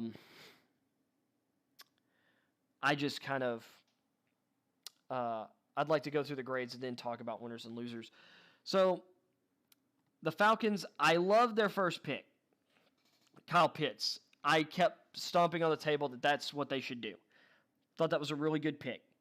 At one point, and y'all heard me when I was doing like going team by team about through like doing previews that I had Grant, you know, in that top of the second round. I soured on him a little bit because he didn't have the range that I thought. He didn't have the speed that I thought. He's still a good player, but I think 40 was a reach.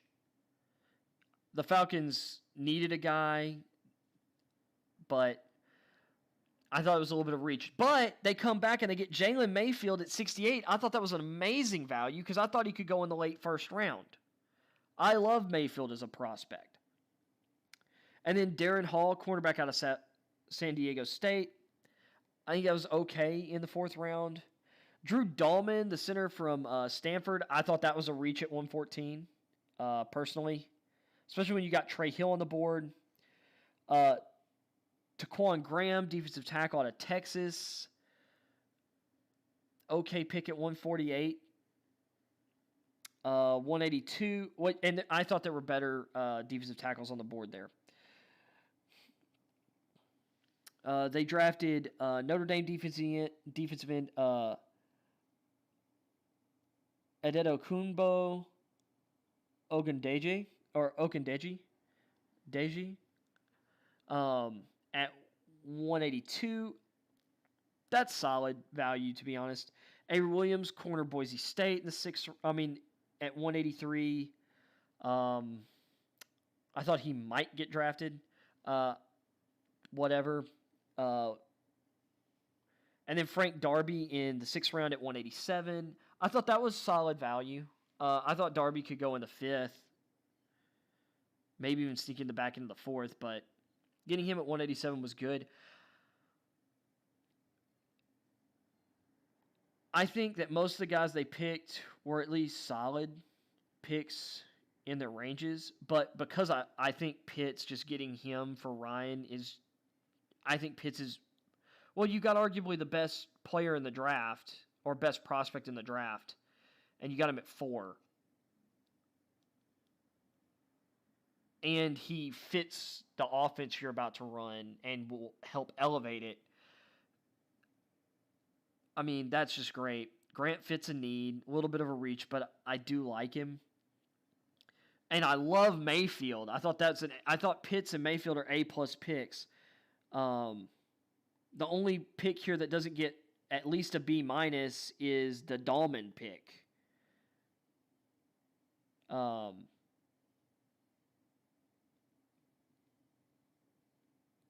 So I'll give the Falcons a B+.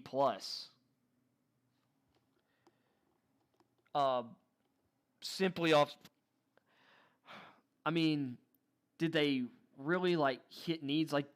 I don't think they filled their pass rush need at all with this class, which stinks because there was a ton of value available for those positions. But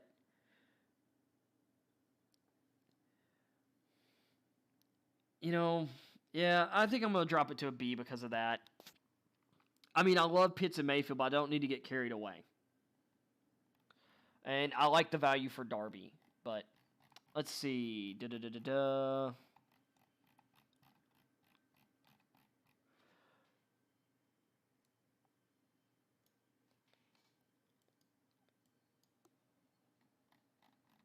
Man.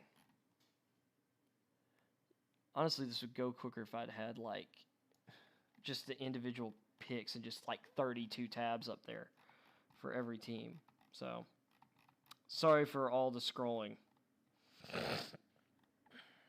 Let's see. That was Atlanta. So now we'll hit Carolina.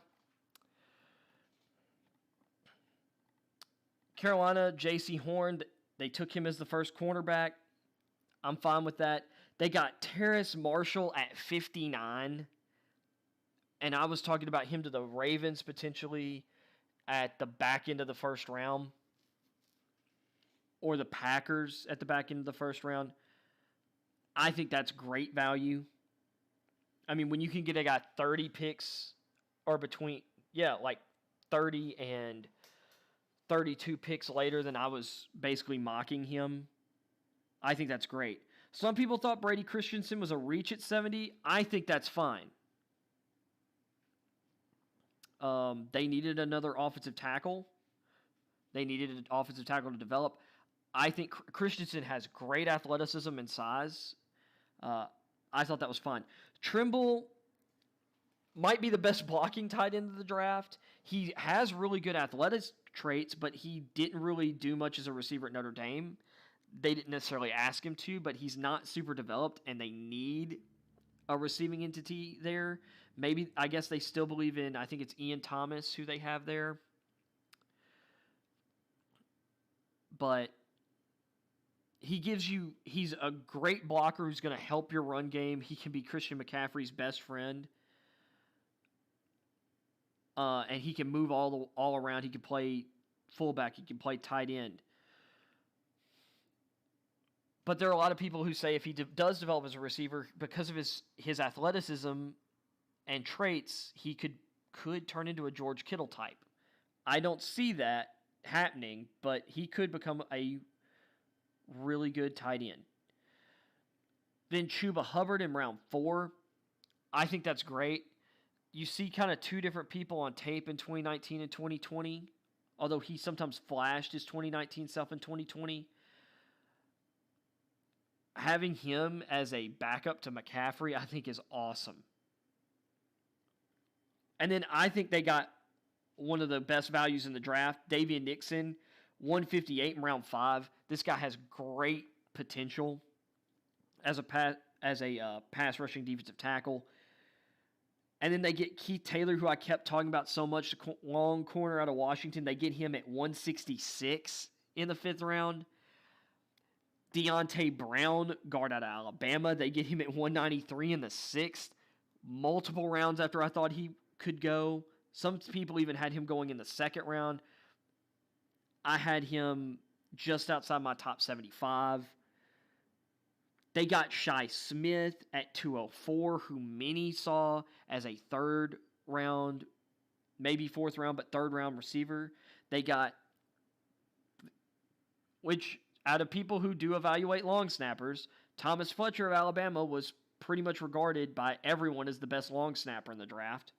So that will help your special teams. And then they got Kentucky defensive tackle Phil Hoskins around 7, whatever. Kentucky's defense was stout, especially against the run. So they get a run defending defensive tackle. The Panthers, I just thought, nailed this draft. They traded down multiple times before ending up with Marshall, which is how they ended up with all these picks.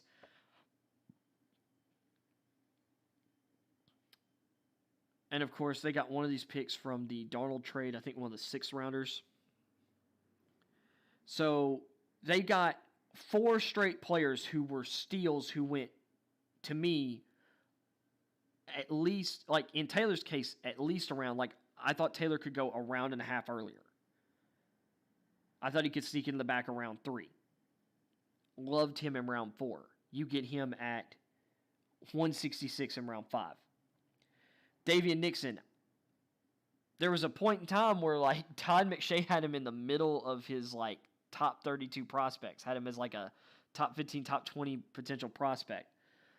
Of course, that kind of fell down over the season and throughout the tape process or the draft process. But most people had a 3rd round grade on Nixon, at least a 4th. Getting him at 158, ridiculously good value. Deontay Brown, ridiculously good value. Shi Smith, ridiculously good value. If I'm going to be honest, the Panthers got an A for me because they just nail it. Because to me, Brown's a starting guard. Taylor is or could help as a press corner from the jump. J.C. Horn can be their number 1 corner from the jump. Terrace Marshall, because of the talented receivers around him, could be a sleeper receiver this year. Christensen should turn into, I think, a really good offensive tackle.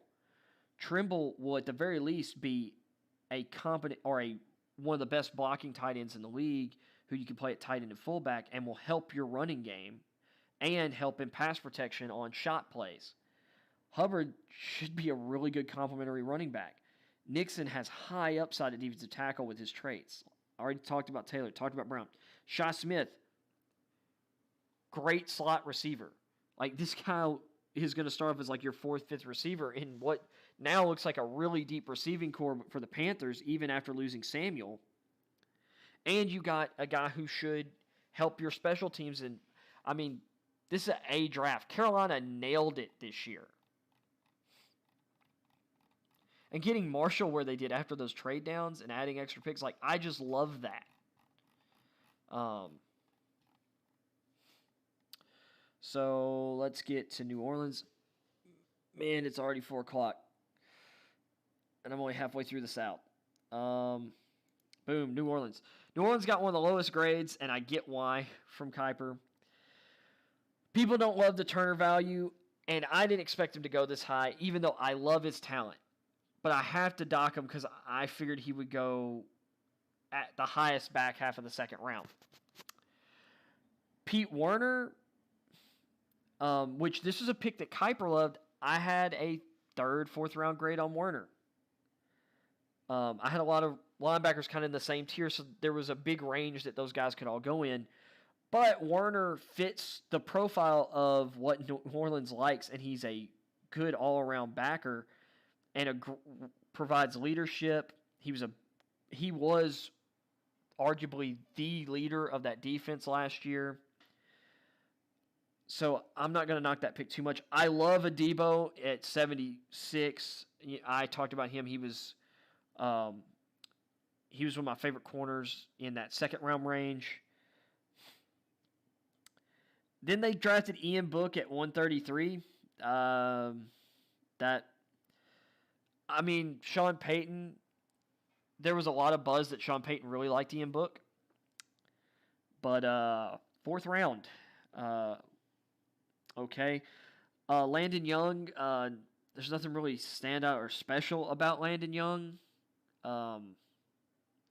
He's just kind of like, he was a pick. Same with Kawan Baker out of South Alabama. Small school guy.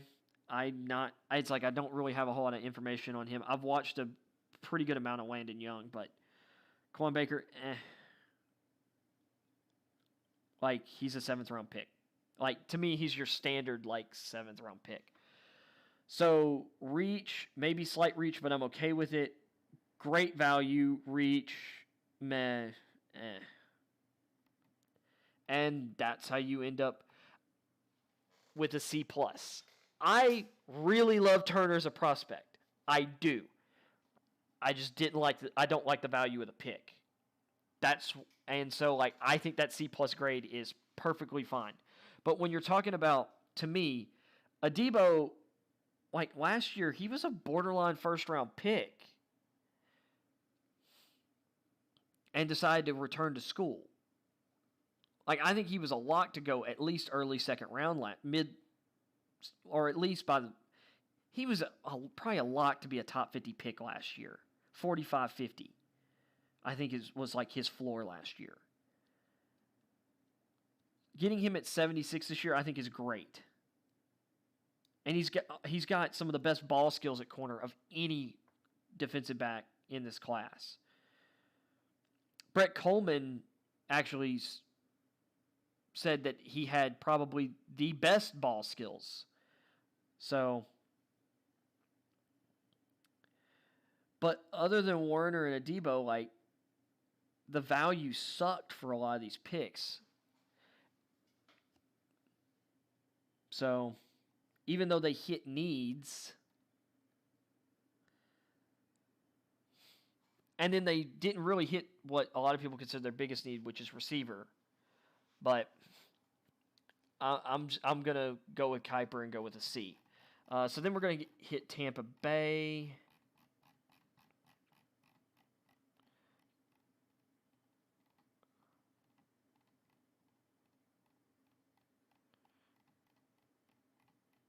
I didn't remember where Tampa Bay was, so I think they were actually just above the Saints, but I just blew past them.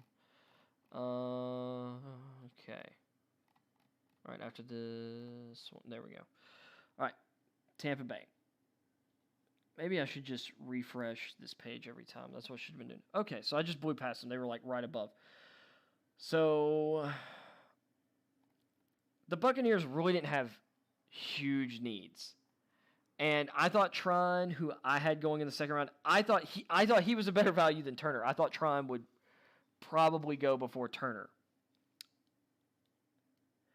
But I had a lot of pass rushers kind of in that same kind of range. Trine, though, is basically a carbon, in a lot of ways, is like a carbon copy. Not necessarily a full carbon copy, but physically very similar to young Jason Pierre-Paul.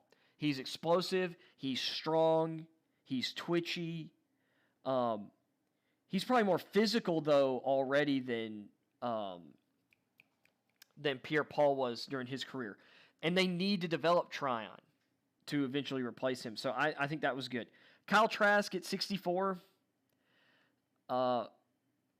Getting a quarterback that you can develop who is a pocket passer, who is built exactly the way that Bruce Arians loves them.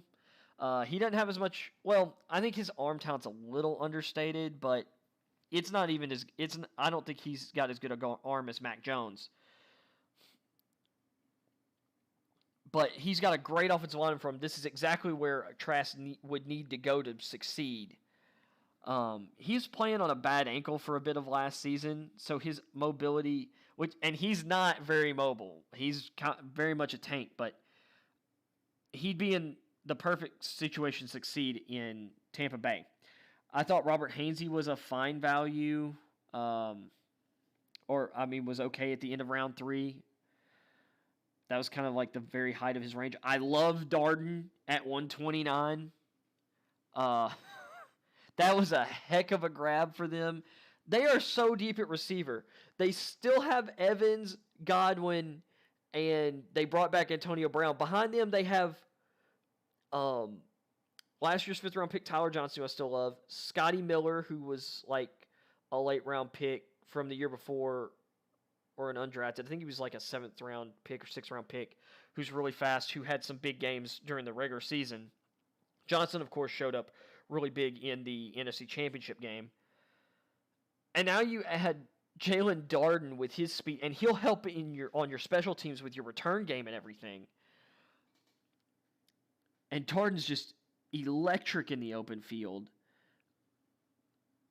Just what? Then you get KJ Britt, who I love the value of him at 176, giving you young depth at inside linebacker and a guy you could maybe develop into eventually replacing Levante David down the line.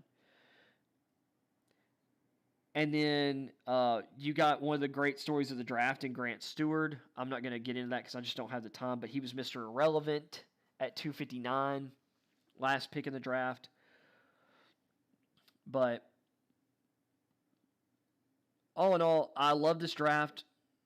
And, of course, Scouts Inc. So Tryon wasn't much of a reach there for Scouts Inc. because they had him like 38 or 39, something like that, or 37 on their board, and he went 32. I thought that was fine. Who's knocking on my door? Give me a second.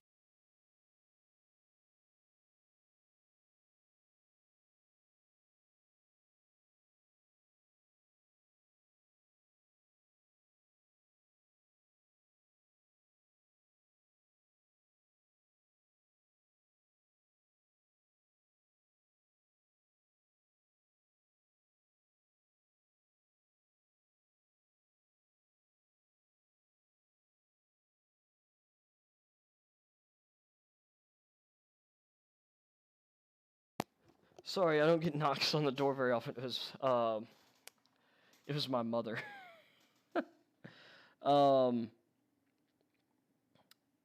So anyway, just to wrap this up, Darden is an A+ value. Trask is a solid pick. Joe Tryon, I think, is an A. That was a need. Getting offensive line depth, someone to develop in Hainsey, I think, is solid, and he can play multiple spots. Britt, I think, is solid. They didn't really have any needs, so I'm going to give the Buccaneers a B+.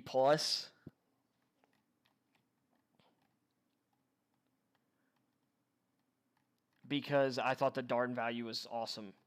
And I think Trine is as high upside a pass rusher in this draft as there is. So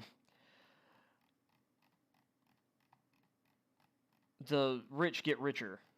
I get why, like, some people would say a B, but, getting Trask, who I think is a decent or a pretty good developmental, like, quarterback who his traits do fit a lot with what Brady's skill set is and what Arians likes in a quarterback. Because there was talk of them picking Trask at the end of round 1. I know a lot of people were putting Davis Mills there, but actually Trask was their favorite. So, or out of that group. So, and then we'll finish up with a blow through of the NFC East. We will start with Dallas. And I liked what Dallas did. Things did not go ideally for them. They were hoping that one of Horn or Surtain were going to be on the board at 10. I think they were expecting it. And that didn't happen.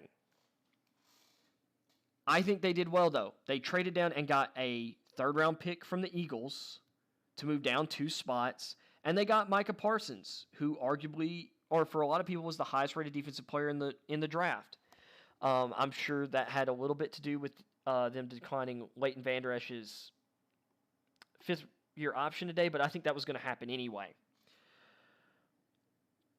Parsons can help them in a lot of ways, and he was a 5-star defensive end recruit, and he has elite pass rushing tools. They could use him in a variety of ways.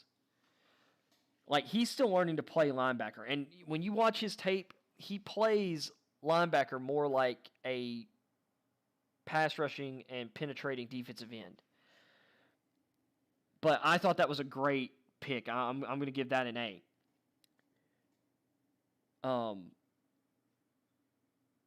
Kelvin Joseph at 44, great pick. He fits exactly what they like in their corners. This guy has speed in the 4.3s, at least low 4.4s, but I want to say they were saying, or I want to say his 40 time was was in the 4.3s. He's long. He's physical.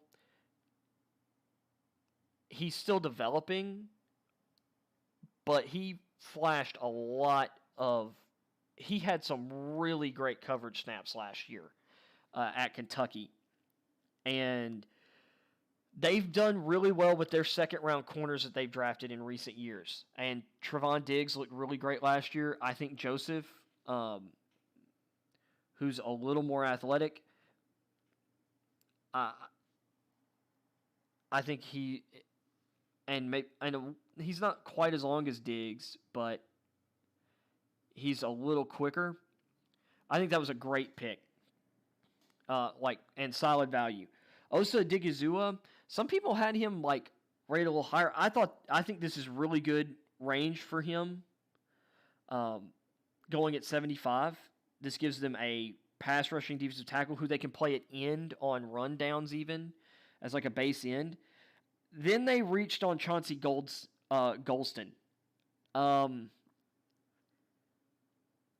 might have considered this guy a reach in the 5th round, even.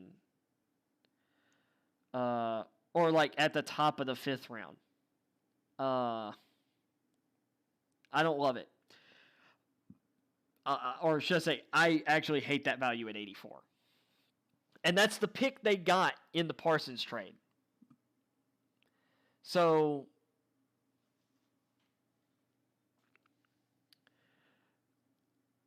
that move down netted them a guy that they could have gotten with one of the picks they already had later. Now, Nashawn Wright out of Oregon State was a guy I did not get to. But he has really intriguing dimensions.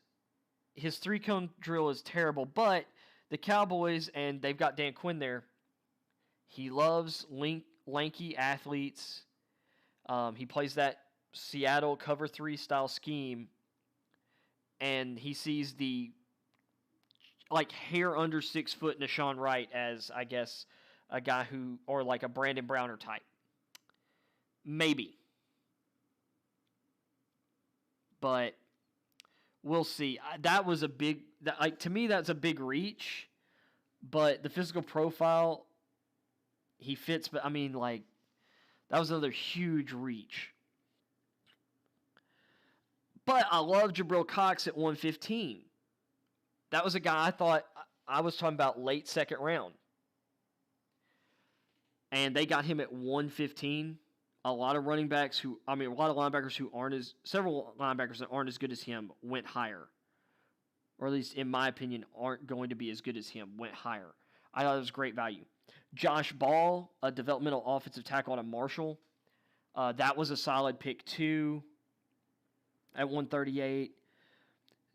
Simi Fehoko out of Stanford at 179 in the 5th round. That dude is a physical beast. And gives them a receiver type that they don't have. That receiver room is really deep, though.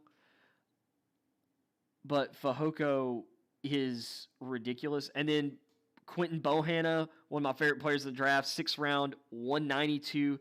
I think that's great because they're guys like Bohanna, even big nose tackles as big as him, don't really even exist in the NFL, really.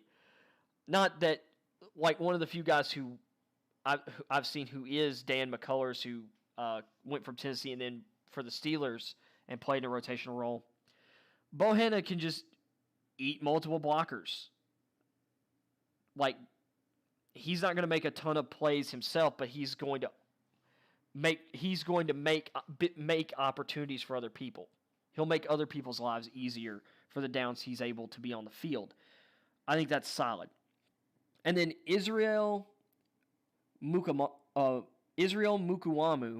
cornerback out of South Carolina. Like him, much better than Nashawn Wright.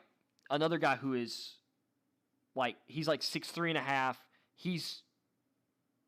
He's thicker than Wright, though,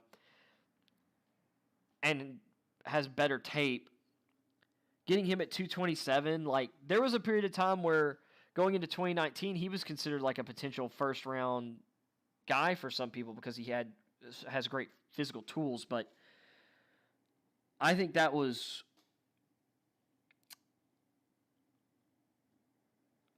I thought that was a really nice value at 227, and then at 238 they got a guard out of Nebraska named Matt Farnoik.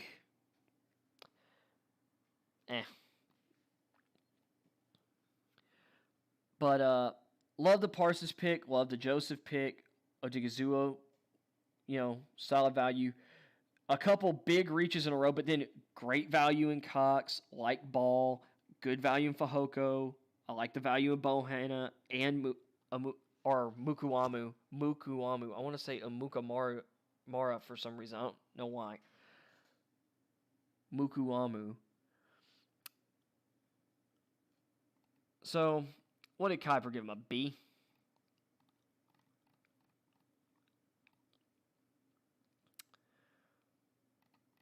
What did he say he had as their needs? Cornerback, D-line, O-line, and tight end. They didn't draft a tight end, and I think that's why he knocked them.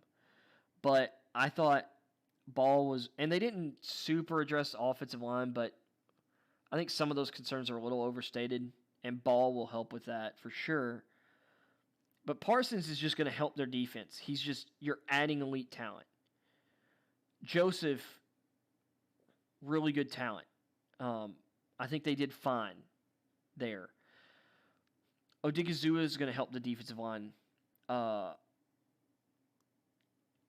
I said, I think Golston was a big reach, but, maybe he can help as kind of like a base D end. Between Wright and Mukuamu, you've got two big, long, or tall, long corners to develop. 50-50 shot there. Love the value with Cox. Because this is another thing now. And Jalen Smith, all his guaranteed money, I think, is up or will be up after this year. So they can move on from him if they like Cox. I mean, they've got young linebacker talent. They've got options. And because of injuries at the position, it kind of makes sense for them to have that kind of depth. Ball is solid. I like Fehoko. I think this was a really solid class. But those were two big reaches that even with all the good on the board, I kind of want to just give them a B because those two picks, like, just some options for guys they could have gotten with those picks. Well, I'm trying to kind of remember some of the guys who went later at those same positions. Well, like, in terms of, right, like, they got Mukuamu, like, 130 picks later, and I had him graded much higher. Let's see here. Oh, we'll just use the Browns draft here because Tommy Togiai, was a solid value. They got him at 132, but he's a defensive tackle. Oh, well, there we go. Let's use a receiver just for one of the steals of the draft. Demetric Felton falls all the way to 211. Give me a break. That guy's on the board. Like, just in general, and you picked one of those other two guys, and I think that's crazy. I'm trying to find some players at the same position. Okay, so here we go. Cam Sample, a guy who I thought could go as high as the late second, but I loved his value in the third round. He goes at 111, and you take Chauncey Goldston, 25 picks ahead of that. Sample's a much better prospect. Joseph Asai went at the beginning of the... Oh, he went at the beginning of the round. That's right, 6'9". He was off the board.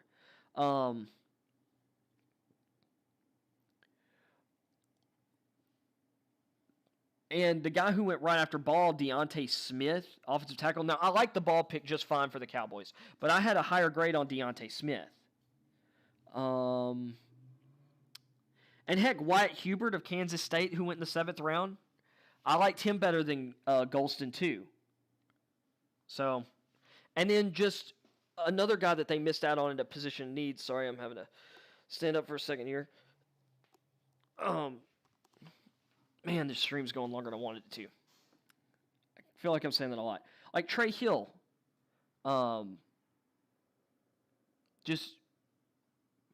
He goes in the 6th round at pick 190. I had a 3rd round grade on Trey Hill.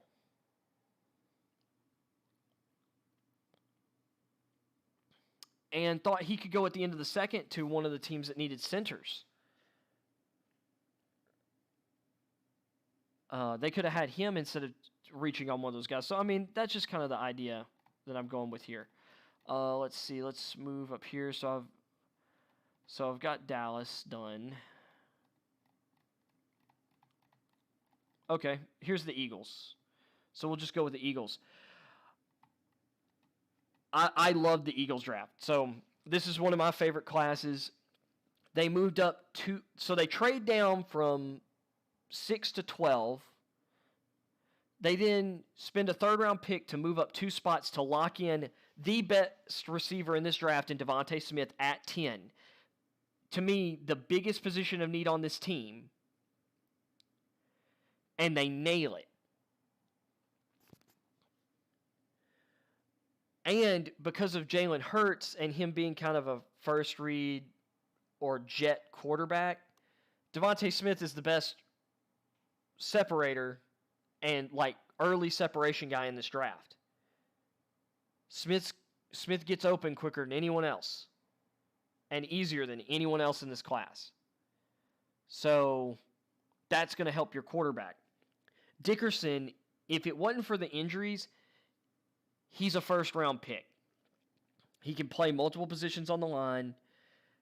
This guy could start at guard year 1, and then when Jason Kelsey retires, because he almost retired this year, when he probably retires after this season, Dickerson slides into center. Then, at 73, Milton Williams, who is one of the most explosive players in this draft, the highest upside interior pass rusher in this draft, and he can even play end with his athleticism. Like, just, and end even on passing downs potentially. Milton Williams is incredible. They get him at 73. He's going to get to learn behind Fletcher Cox and Brandon Graham. Whew. Then they reach for Zach McPherson in round 4. Personally, I think that was a little bit of a reach, but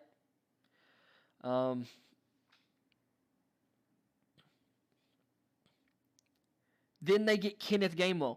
I thought Kenneth Gainwell, for a running back needy team, like personally, I had him as my third running back. I had him above Javonte Williams.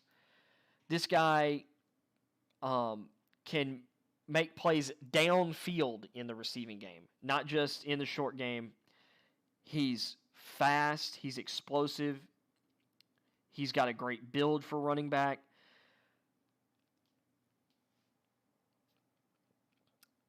I had him as my third-rated running back. Getting him at pick 150 is incredible. So, I mean, they're just knocking out value here to me.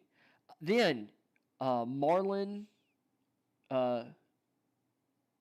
Tuipulotu out of USC. He's basically a nose tackle, but he's a really good one, and you got him at 189. I thought he could go in round 4. So I thought that was great value. Taron Jackson at 191. This is kind of in the range I expected him to go. I thought he was a solid value. Jacoby Stevens out of LSU is a really versatile player. I'm surprised he lasted till the 224th pick. I mean, Stevens can play. He's a big safety. I want to say he's like 6'2", 6'3", like 220, 225. This guy can play linebacker. He can play safety. He can play some nickel. I don't know how great he would be at nickel at the NFL level, but this is a guy who gives you some versatility, and he's a great special teams player and a really good athlete for his size and what he does. I thought that was a really good fit. Patrick Johnson out of Tulane, Tulane. A lot of people thought this guy was going to go higher than this. And actually, I expected him to go ahead of Taron Jackson, who I had higher than some other people. Patrick Johnson has really great tools. To get him at 234 is probably one of the best value picks in the draft, or at least one of the best value picks of the 7th round. It might be the best. I need to go back and I would have to look over each round or over the round to see who I like the best. But Patrick Johnson, extremely great value. That's an A+ pick. I thought Stevens is a A pick. Jackson, give that a B. Tuipulotu in that round, that's an A. Kenneth Gainwell, A+ for value. Zach McPherson, I'll give it a C+. Because and they needed to draft a corner somewhere, but Keith Taylor was still on the board. For goodness sakes. Milton Williams, A+ for me on value. Landon Dickerson, I'll give an A- because of the injury concerns. And then Devontae Smith, I give it an A+ because he was my top receiver on the board.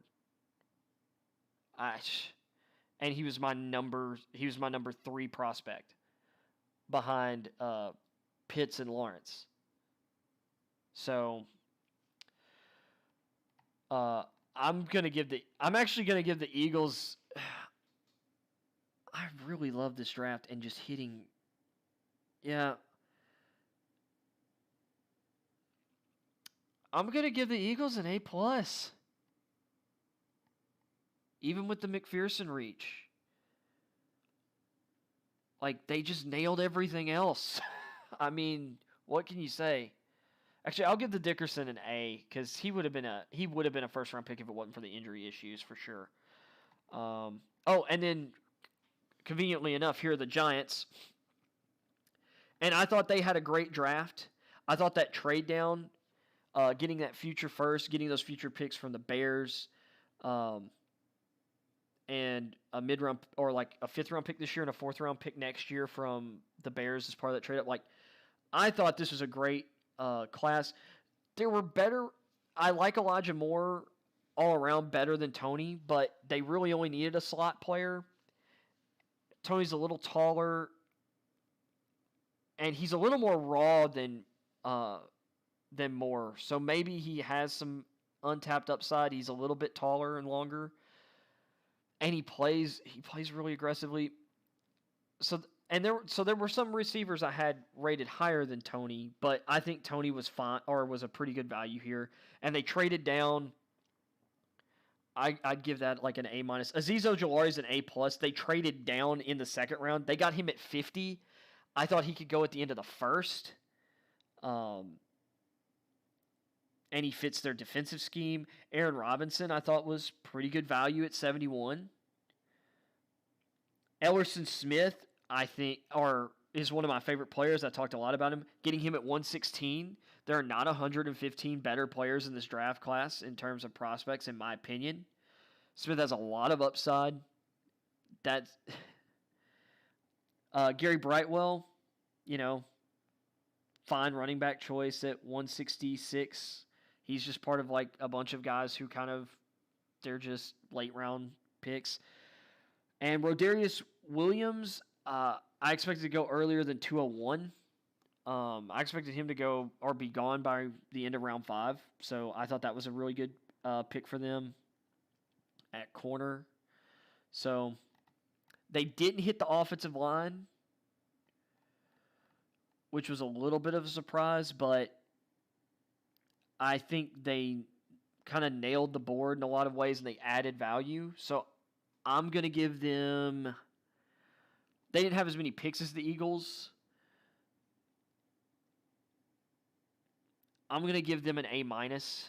Or no, I'm going to give them the A because that Bears pick next year could be really good. Well, and just having another first-round pick in general is good. And I don't think Fields is going to develop right away. And I don't necessarily think that Dalton's going to... I'm not convinced he's a surefire going to make them a playoff team. Or the Bears a playoff team. I mean, they have a really good roster, and he's a competent quarterback and should be more competent than what they had last year. And don't let that Cowboys year fool you. That offensive line was decimated by injuries. I mean, the Cowboys just ended up a dumpster fire last year for a lot of reasons. So I'm going to give the Giants an A on their draft and what they did. Now I need to find Washington, who I'm sure is not up here, but...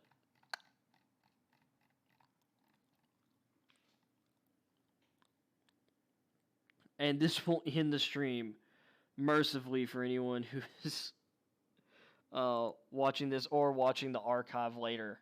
So, thank you. Oh yeah, last one. Okay.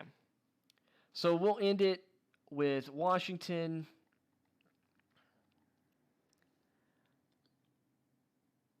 I loved their first pick, Jamin Davis. It wasn't necessarily what I expected, but Ron Rivera is great at coaching up linebackers. And Davis, just athletically speaking, might be is the most impressive athlete that he will have ever been able to work with at this position, which is incredible because he coached Thomas Davis, Luke Kuechly, Shaq Thompson in Carolina. And Jamin Davis is a freak even beyond their levels. Now, he doesn't have the head or like the brain that Luke Kuechly had. But this guy, 4.3 speed at 6'4", 237 is just dumb. And this guy has great tape playing the run, blitzing, in coverage. I thought this was an awesome pick. And And while Whitman I think he gave it like a B or a B minus even. Jamin Davis was one of my 25 best players. I thought this was fine value here. And then he talked about, like, if you had flipped Davis and Cosme, the picks would be awesome. I'm like, actually, I don't think Cosme had first round tape, but he has he doesn't have first round tape. He has first round physical traits, though. I thought Cosme was a solid pick at 51. Benjamin St. Juste at 74 was a solid pick, too. They got Diami Brown at 82. I was really shocked he didn't go round 2. John Bates, now that was a huge reach. I wasn't even sure he was going to get drafted. So that one wasn't great. But then they rebound. They get Derek Forrest in round 5 at pick 163. I talked about Forrest at length being my 4th safety.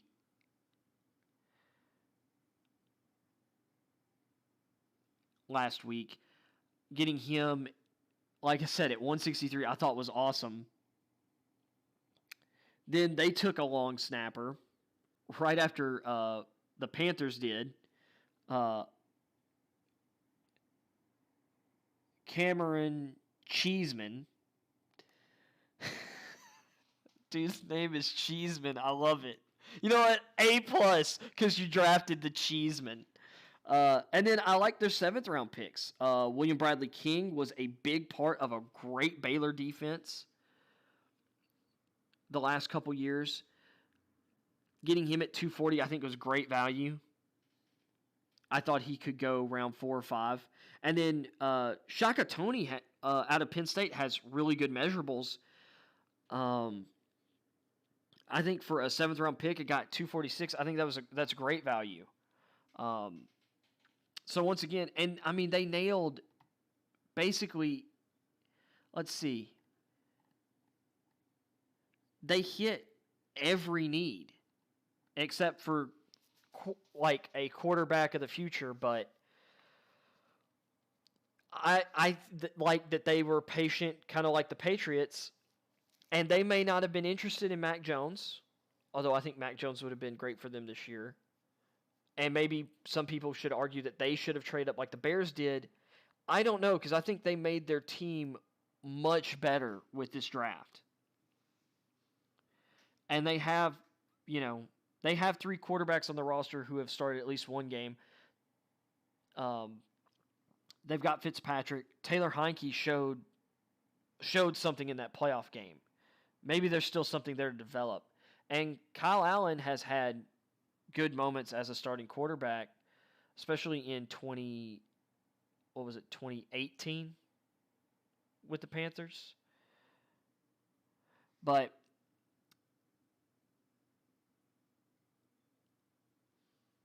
when he came in when Newton got hurt, I think it was 2018, not 2019. Either way, they got a big, long press corner in St. Juste. I don't know. I feel like other than the Bates pick, they did a great job at each pick. So